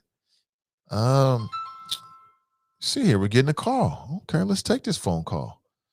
Hey, good morning. Welcome to the show. Good morning, Nathan. How are you doing today? I'm doing great, Brother Fame. Welcome to the show, brother. Oh, thanks for having me. Yeah, I'm a little disgusted with your rhetoric. I ain't gonna even hold you.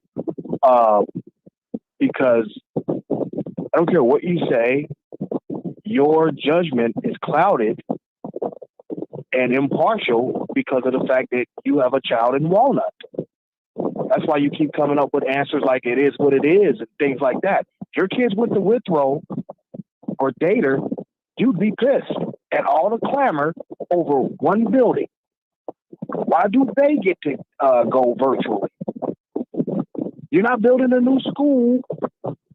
So that meeting last night, all over one building that kids have to test into was BS. I don't care what nobody says. You don't have that kind of the clamor over one school building. How many school buildings does CPS have? 150? They have quite a few. More than just one sitting on Victory Parkway. That was irresponsible of that school board. And that vote should have been about all the schools, not just the one that you have to test into. You know what I'm saying? It's basically what they said was F all the rest of y'all. We worried about these 2,500 potential geniuses. I've never seen anything like that in my life. And I covered schools for 5 years. So for them to do that was BS, and they all need to be voted. There's no reason to hold an emotionally driven school board meeting in a district of this size for one school. That's what I got from that. That's why I told you. You up there, you're watching at an information disadvantage, brother. That ain't my fault. That's the school district's fault for having me at an information disadvantage. Should have just been about Walnut. And besides, if you grow up on the west side, do you really want to leave and go stand outside at 5:36 in the morning to catch a bus to go over to Walnut Hills to the east side? That's what I'm saying. That was nonsense. Yeah, you do. No, you don't. Many students do. Kids don't want to do that. Many Kids students don't want to do that.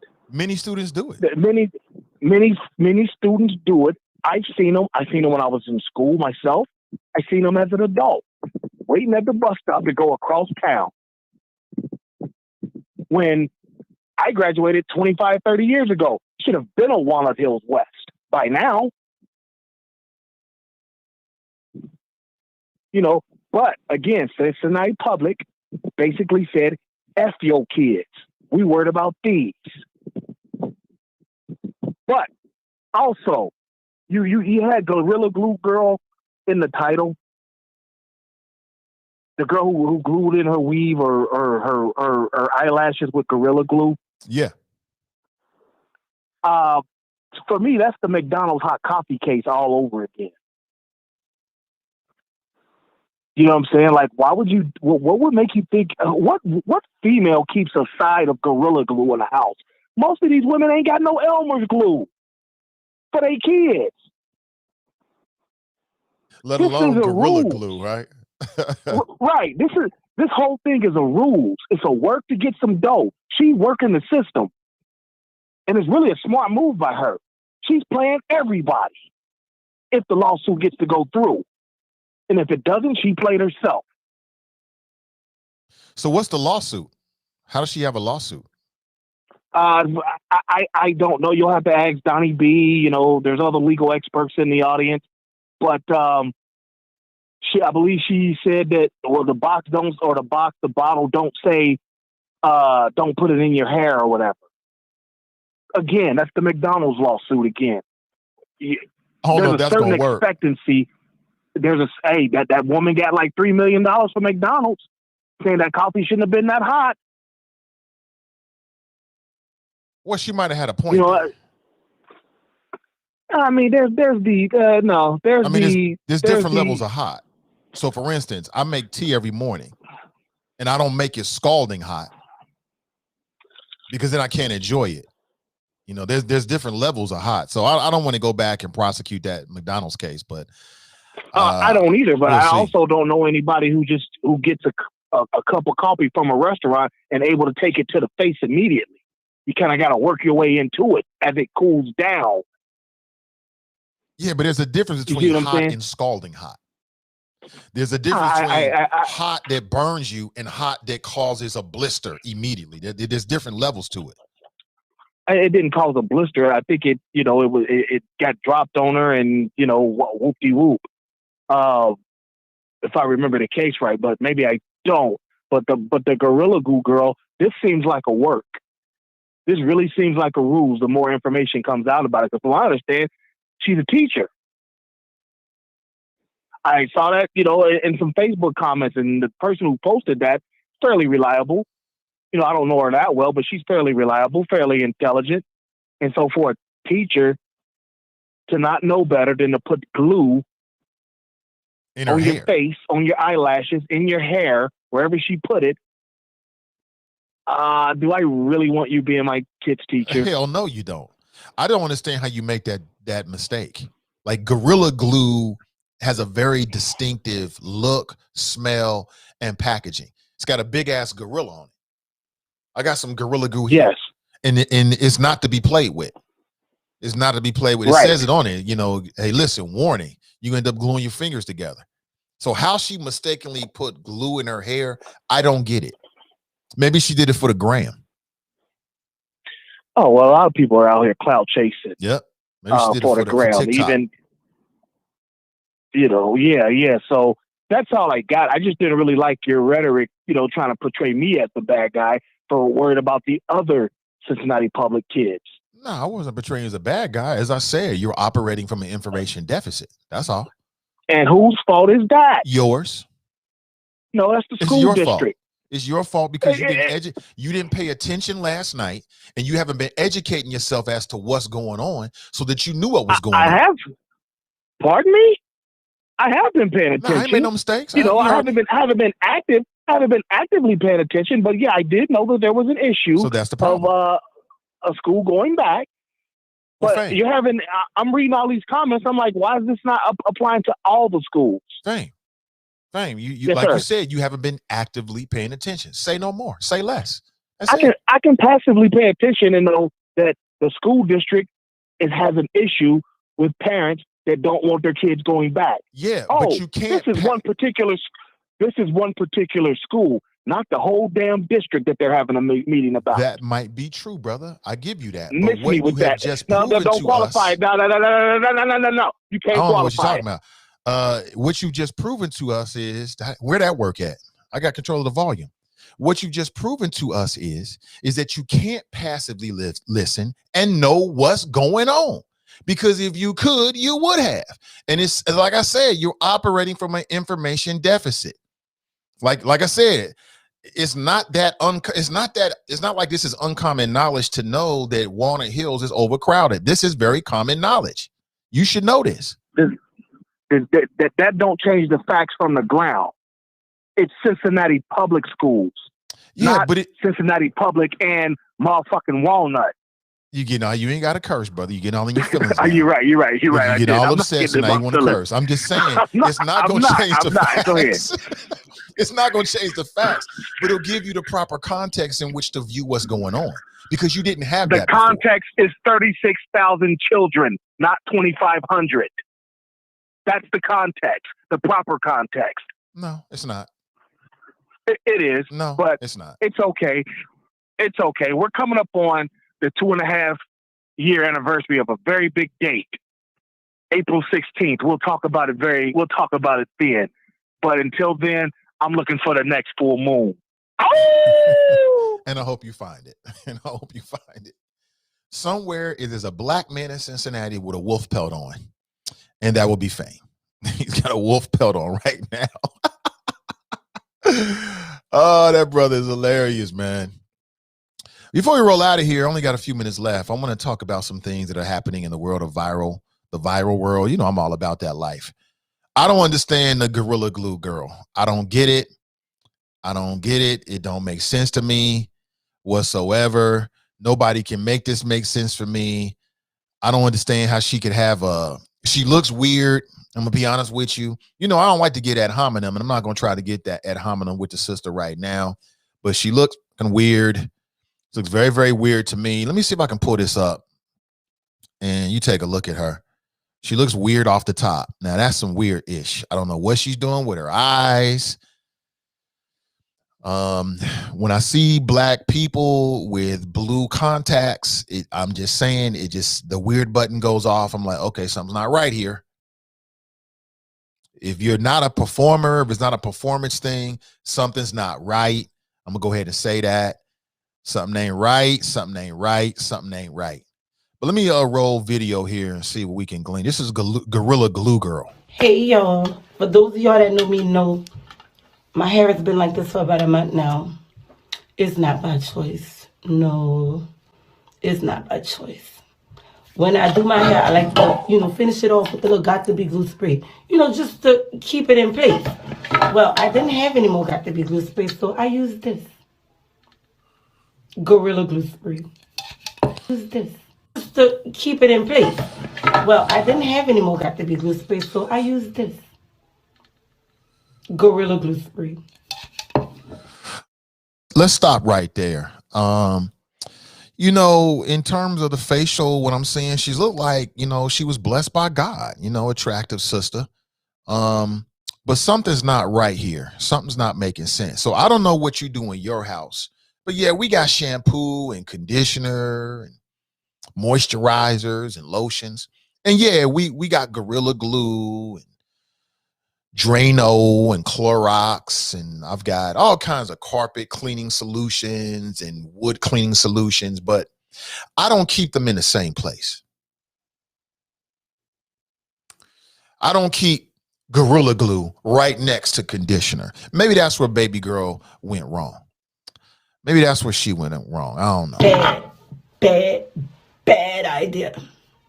Yo, look, my hair, it don't move. You hear what I'm telling you? It don't move.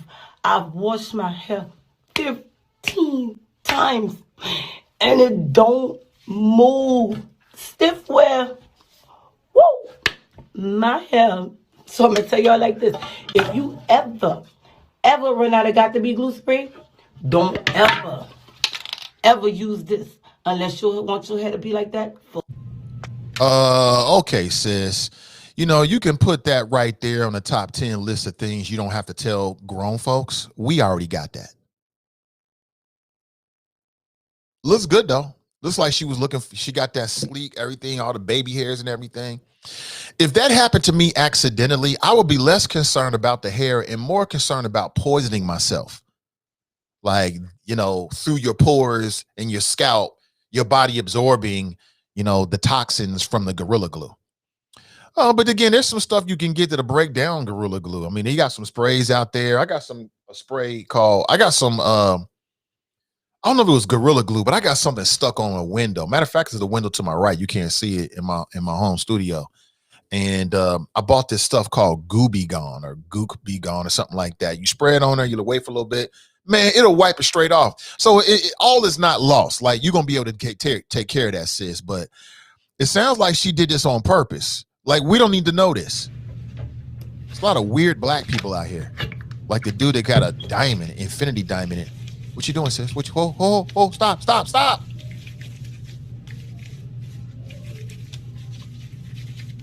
What's she doing? Watch.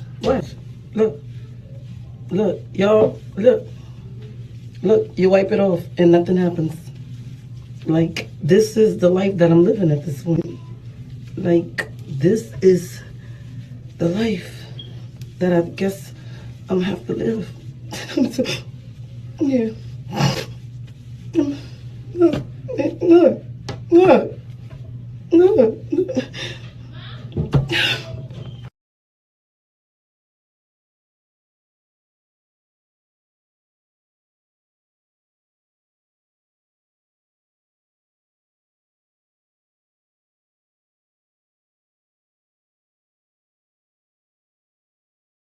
You can get that out your hair. I mean, I don't know what to say. I don't know how you make these kind of mistakes.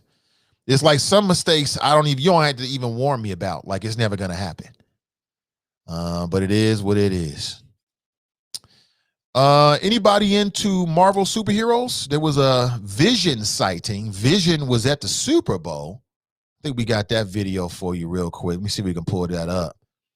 Yeah, Vision was at the Super Bowl. Black Vision. Somebody says you can't hear me. Had the mic on. I keep making that same mistake. Thank you so much, TNT. Yeah, Black Vision was at the Super Bowl. Hello. This is the way. Hello. This is the way. Yes. Looks dope. Not. Looks dope, but listen, hey, listen, that's his jewelry. Would it be any different if the jewelry was around his neck? Ask yourself that. Wouldn't it be just as preposterous if the jewelry was around his neck? $24 million for something to hang around your neck? Just think about it for a second. Wouldn't it be just as preposterous? One last video. I got a couple videos. I got a Karen video for you. We'll play that in a second. But first, I want to play this video because this underscores a point I've made many times before. And I share this with the brothers out there. This is advice for men. Ladies, don't get jelly. This is advice for men. Some women hate it when I give advice for men. Where are you getting advice to the men? Because men need advice. And this next video is a great example of what I've said before. There are certain things that men, let me tell you what your father should have told you. Okay, this is men for men, whatever age, who maybe didn't have a father in their life. I'm gonna be your surrogate daddy for the next couple of minutes here and teach you what your father should have taught you. And men, when you're dealing with a woman, and the complexities of a woman. Women are so beautiful. These great creatures created by God. They can bring so much to your life. And they can take a lot from your life as well. But men, there are certain questions that when you ask a woman, you should already know the answer to. Okay, I'm going to roll the tape on this and let you see this. Okay, this is a great example of it. Check this out. There is no audio to it. Just look at it. Brother gets down on one knee. He's at the food court at the mall, right in front of Starbucks coffee. Proposes to his boo. And looks like it didn't go too well. People watching. He's devastated. Look at this. Devastated. On one knee. Get up, bro. Get up, bro. Look at what happens next. Look what happens next. Look at all these people going over to Russia. What is wrong with these people? They are enablers. Leave that man alone. So in that video, what it appears is that the brother got on one knee and proposed to the woman that he loved, and she turned him down. As a matter of fact, she didn't just turn him down. She walked away and she ran away. It goes back to what I've said, fellas, and your father should have told you this, but since he didn't, I'm going to tell you. You should never propose to a woman unless you already know what the answer is going to be. There's just some situations you should never put yourself in. And that's one of them. Okay. You never get on bended knee in front of a woman, especially not in public, and ask her to marry you unless you already know 100%, 1,000% what the answer is going to be, for several reasons. Not the least of which is you're going to get embarrassed just like that. You don't never ask no woman to marry you unless you already know that she want to get married to you. You don't ever do that. And, all these people rushing over there. If that was me, I'm not rushing over there to console you. You get what you get. Deal with it. Get up off your knee. Get off your knees. Go on with your life. You'll be okay. That's what's wrong with society. Everybody, it was so beautiful. And you don't know what their relationship was like. Shame on human beings. They might have meant well, but they're doing this brother a disservice. Sometimes you got to just rise up out the mud on your own 2 feet. Oh, that was beautiful. I'll marry you. Let me see that ring. Oh, nice ring. I'll marry you. And it was even men. Let me roll this back. It was some men that ran over there. Look, I see a man right there. What kind of man rushes over in a situation like that? You better mind your business. Look at this. I see 2 men. Look at this. I do it in slow-mo. Look at this. See the brother, you see the man in the light blue shirt, and there's a black man. Now maybe that's his friend. And there's another black man over here with the bags walking over here. Now what the hell are they gonna say to him? It's okay. There's more fish in the sea. You don't do that. You don't do that. I ain't doing that. You'll be okay. I'm just gonna look at you. Man, what you do next will be the most defining moments of your life. Just get up off your knees, brush yourself off, and then make sure you got the receipt for the ring. You go take that motherfucker back quick. Go buy you an Xbox or something like that. But again, in case your father didn't tell you, I'm here to tell you. You never propose to a woman. As a man, you never propose to a woman unless you already know what the answer is gonna be. 100%, no doubt. No, I think she wants to marry me, because you already know. He knew that it was a good chance she was gonna say no before he got on his knees. That's why I'm saying you don't run over and console him. He can't be surprised by that. Like, oh, I thought she wanted me. You know what? When a woman wants you, you know. And when she don't want you, you know. Simple as that. See, that's what we do in our society now. We are become a society of enablers. All those people, I don't blame that sister one bit. She ain't got to marry bruh if she don't want to. She don't want to be with him like that. She might have another boyfriend. She might have been thinking about leaving his ass. You never know. That's why you stay out of couple relationship stuff. You don't know what kind of boyfriend he was. He could have been a trash ass boyfriend. She was like, no, I'm out of here. Ran away from dude. Like, what makes him think he gonna be able to? For all he knows, she just caught him cheating, and he thought he was gonna apologize by springing some marriage on her. Like I said, the creme de la creme of a woman's life is not the fact that some dude want to marry you.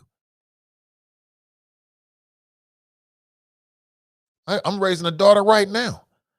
I'm not raising her to be somebody's husband per se. Now, if she just wife, that she decides to be that, growing up inside the household, hopefully she got some good examples. But that's not what I'm raising her to be.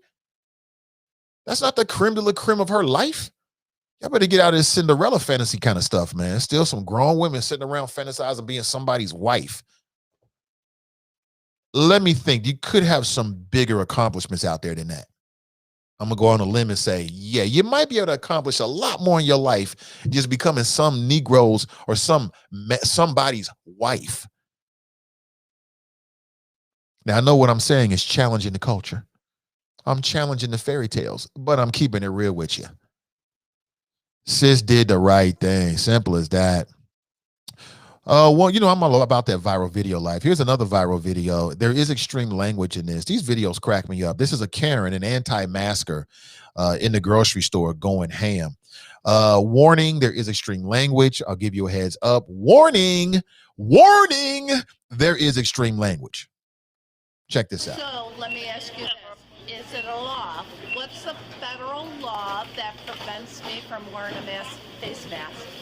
Federal law. Oh, I can't wait to see your ass. Oh! Illegal search! I'm not. Illegal! You can't have the. What in the hell? Karen goes to the grocery store.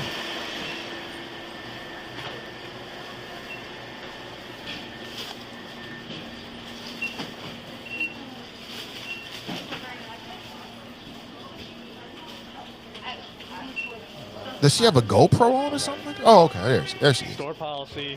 They can ask you to leave. Okay, so let me ask you this. Is it a law? What's the federal law that prevents me from wearing a face mask? Federal law. Not federal. It's Okay, state so law. you don't know. State order. No, the law, right? State order. No. The law. The law, because I'm going to get your badge number and I'm going to sue you as well. Okay. Okay. So what is the A federal business law can ask you to leave for any reason. that prevents me from wearing a face mask? They don't have to provide you service. I've made this point to my audience in the past. I'll make it again. You do not have a right to be in a grocery store.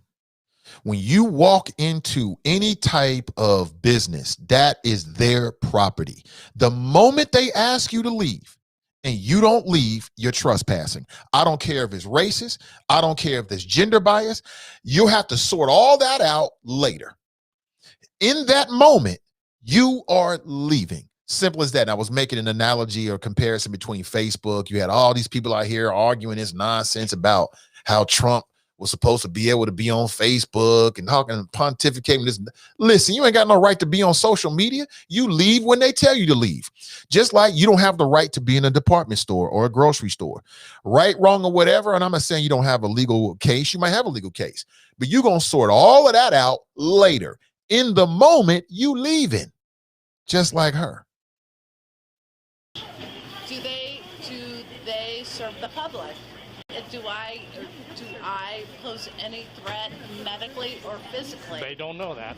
Okay, so you don't know that. So Yes, you do. I am being A business escorted can out refuse here your service because why? for Because any reason they what- want. Because I pose what kind of threat? They have a policy here. They're Is it a following federal law? They're following the Is state it a mandate. It's not. Miss, Mandate. do you have an idea? Yes, it is a federal mandate and a law. Two Look at the different things. cashier standing back. It's, No. Yes, Do it is. they serve the public? What do you need? Your ID? yes. Give your ID, No. please. I'm not giving you my No. ID. Then you gotta come with us. Let's follow No. us. Don't. Yes. Yes. We're going to touch you. We're going to touch Don't Miss? touch me.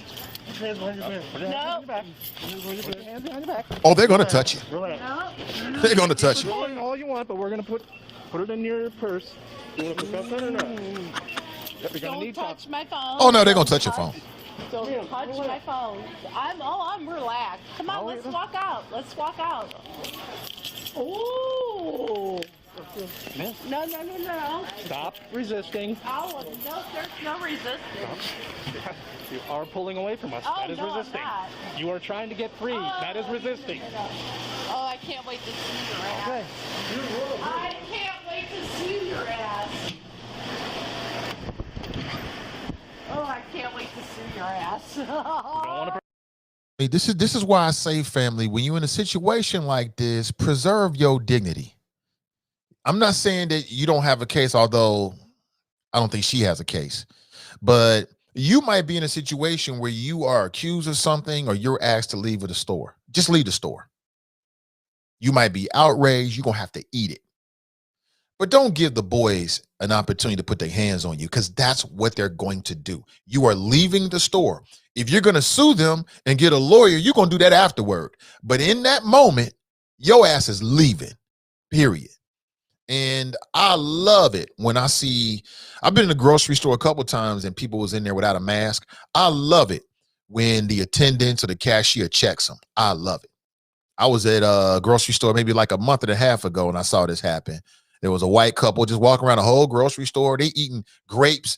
And during the pandemic, reaching in with their dirty ass hands, grabbing grapes with no mask on. I'm like, damn, you rude ass. I want to say more than that.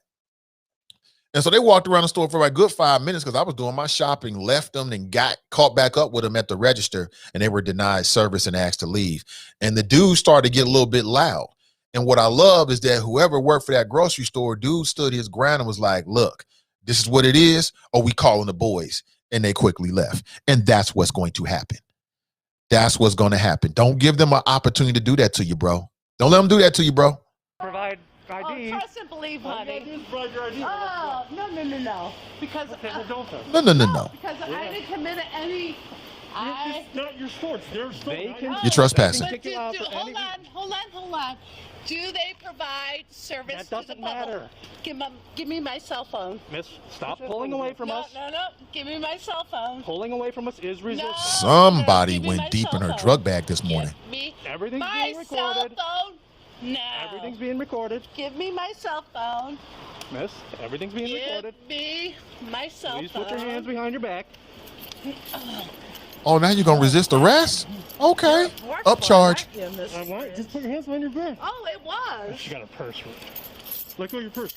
Oh no, where's my cell phone? We've got it. All right, where's my cell phone? He said, we've got it. I want my cell You'll get it phone. done. Thank you. Give me my cell phone now. Let's see what happens next. My cell phone now. Oh, I can't wait to sue the fuck out of you You ain't guys. gonna sue anybody. Oh, absolutely, I know. You're the one in Where's the my wrong. Where's my cell Hold on, phone? Cell phone. You can't have this purse on. She's gonna go in. Where's my cell I phone? have your cell phone. I want it now in You're not my getting it. persons. Oh, absolutely. Thank you. Dicks. No, you're the one being bad. Oh! Illegal search! I'm not. Illegal! You can't have the purse. Illegal If you kick me, search. you're gonna go to jail. Illegal! I'm not searching search. the purse. I With want some the bruises. Illegal search! Miss, Illegal search! purse. You can't have your purse on Oh! on you in the back. you. Yeah, we Oh told my you that. God! Where's my cell phone? We have it. I want it now. I want my cell phone. Go ahead and cut that strap, now. officer. I want my cell phone now. I'm putting this in your purse. I want my cell phone now. What's the likelihood she's going to get her cell phone now? I want my cell phone You're not. now. Oh, right now? I want Right my now. cell phone now. Oh, okay. Break the purse. I don't want to break. I'm going to add handcuff you. You going to fight with me? Dude, you are so in trouble. I'm not. Trust me. Here, go You are ahead. so in trouble. I'm not. You are. Oh, no. Don't fight with us. I'm going to take your Oh, purse. I wasn't fighting at you at all. Yeah, the whole place seen it. Oh, Again, I could go on and on for days with this, but I will not. Let's just say she ends up getting. oh, Okay. you're not? No. She gonna take a swing at the I officer. want my Let's see. cell phone now. Yeah. Don't put your. There you go. Thank you. What are you taking my cell phone for? I'm going to put it in your purse. All right, then give me my purse. No, your purse is sitting up with us. Put your hands behind your back. All right. Hand back. Thank you. God. There you go. Just a bad scene right there. I mean, just a scene of the days that we live in. I wanted to share a little viral news with you this morning before we roll out of here. Really appreciate you. One more thing to do before we roll out. Another word from our sponsor. Of course, today's show is being sponsored by Team Wellburn, the Wellburn Experience, 513-252-1055. It's that well-born experience. It's that well-born experience. The well-born experience. Experience. Experience. It's that well-born experience. The well-born experience. The well-born experience. Experience. Tell us what you need. That's the question we start with. We specialize selling condos, houses, apartments. Make sure that you're happy with your residence. Keep it real, no filter. Oh, it's the realtor from the nattiest heaven sent. It's the well-born experience. Ain't nothing like it. Every time he talk to his client, he's so excited just knowing he able to put them in a place to lay their head. Not focusing on his profits, but on the client instead. Right. He keeps it so professional and from his conversation. You can tell he studies before sharing information. Educated, motivated, ain't nobody better. Who's willing to walk you through every step to relieve the pressure. Yeah. And just so you know it's real, you get a special personalized rug once he closes the deal. So go on, call him up so he can get you live. 513-252-1055.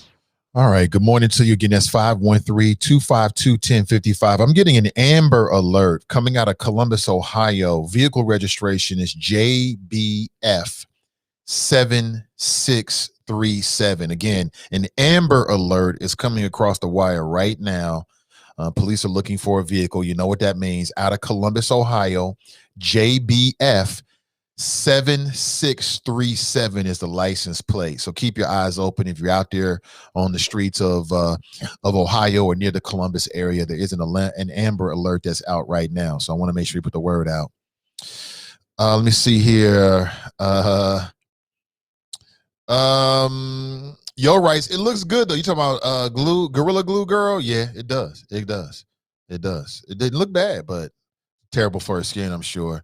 Gorilla Glue Company has already come out with a statement that it's not intended on hair use. I think anyone who's ever used Gorilla Glue can tell you that. It says as much as it being dangerous.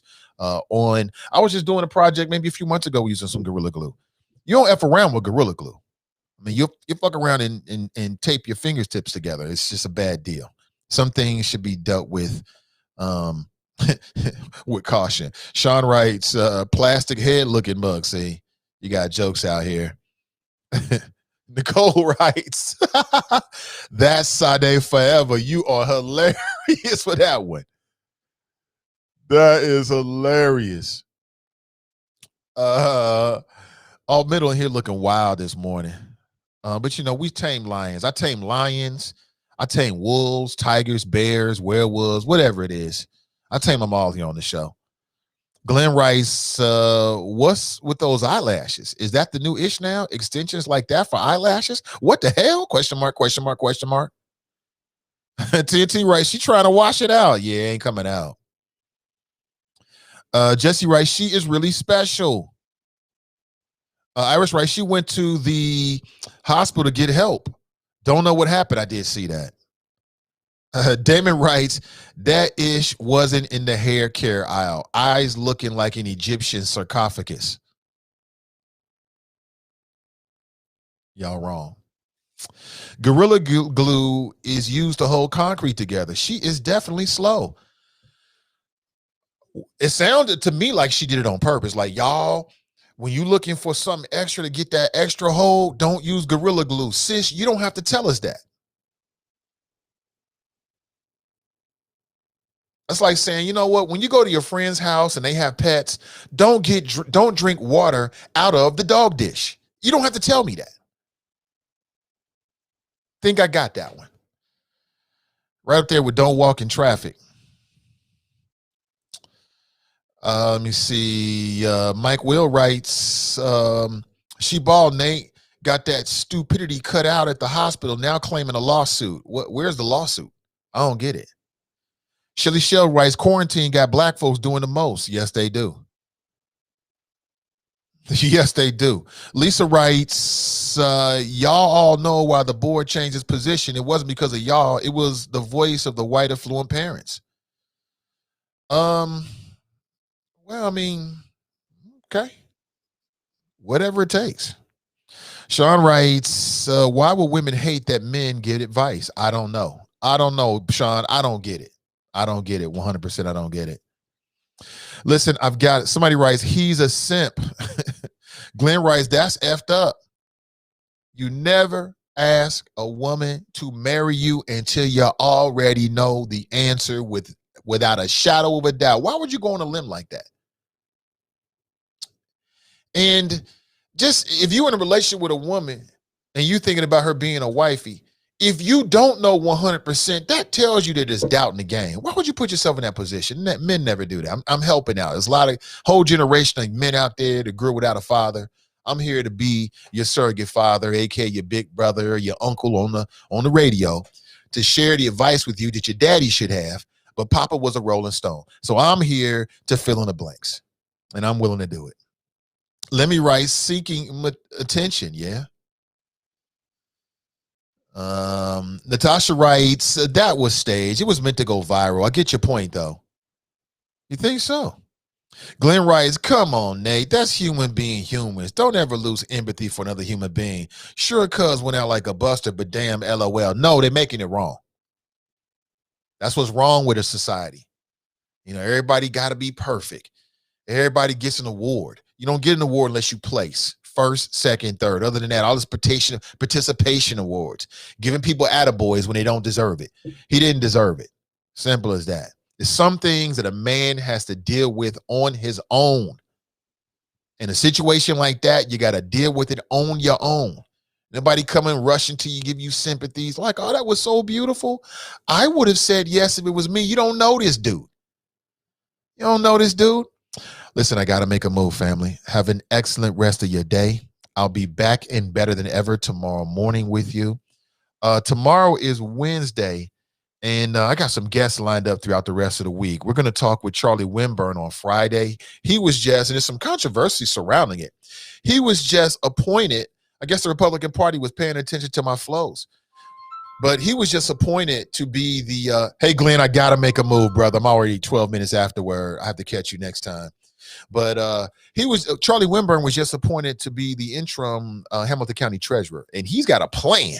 Charlie Winburn ain't just going to hit it and just be in it. Nah, he got a plan. We'll talk about his plan on Friday.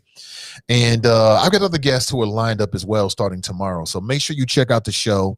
I'll be reaching out to Eve Bolton to see if she's available to come on and explain and talk about her decision to vote against Walnut Hills remaining virtual yesterday. And also be catching up with some of the youth who are involved and students who are involved with raising their voice about what's happening with the school system. So, pardon me, a lot going on, all right? Have an excellent rest of your day. Until next time, I'm Nathan Ivey, and I'm out.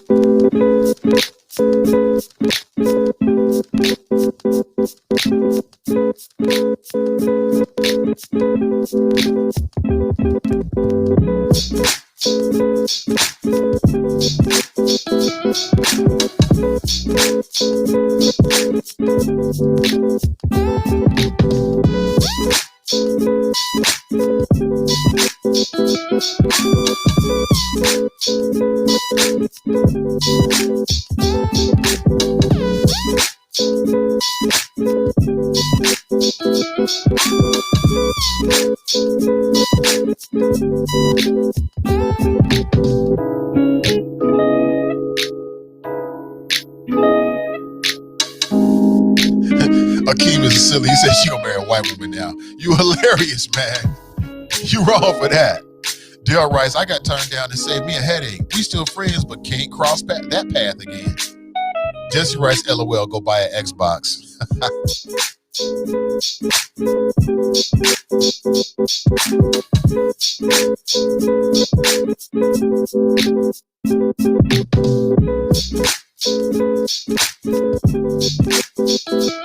Yeah, I'm with you, Mike Will 729. I'm with you. I understand the saltiness, but I mean, a woman don't have to marry you. She said no. She said no. Period. Pick yourself up. Move on. And why? What I don't understand is, why would you ever want to be with a woman that don't want to be with you? That's what I don't get. Why would I want to be with a woman in any way that don't want to be with me? What do I look like chasing a woman? Now, of course, I'm married now, but what do I look like chasing behind a woman that don't want to be with me? Is there a bigger waste of time? No, there is not. There is not. There's no bigger waste of time. But again, I could go on for days and days. I got to make a move. Thank you for being here. And we'll talk real soon. I'm out.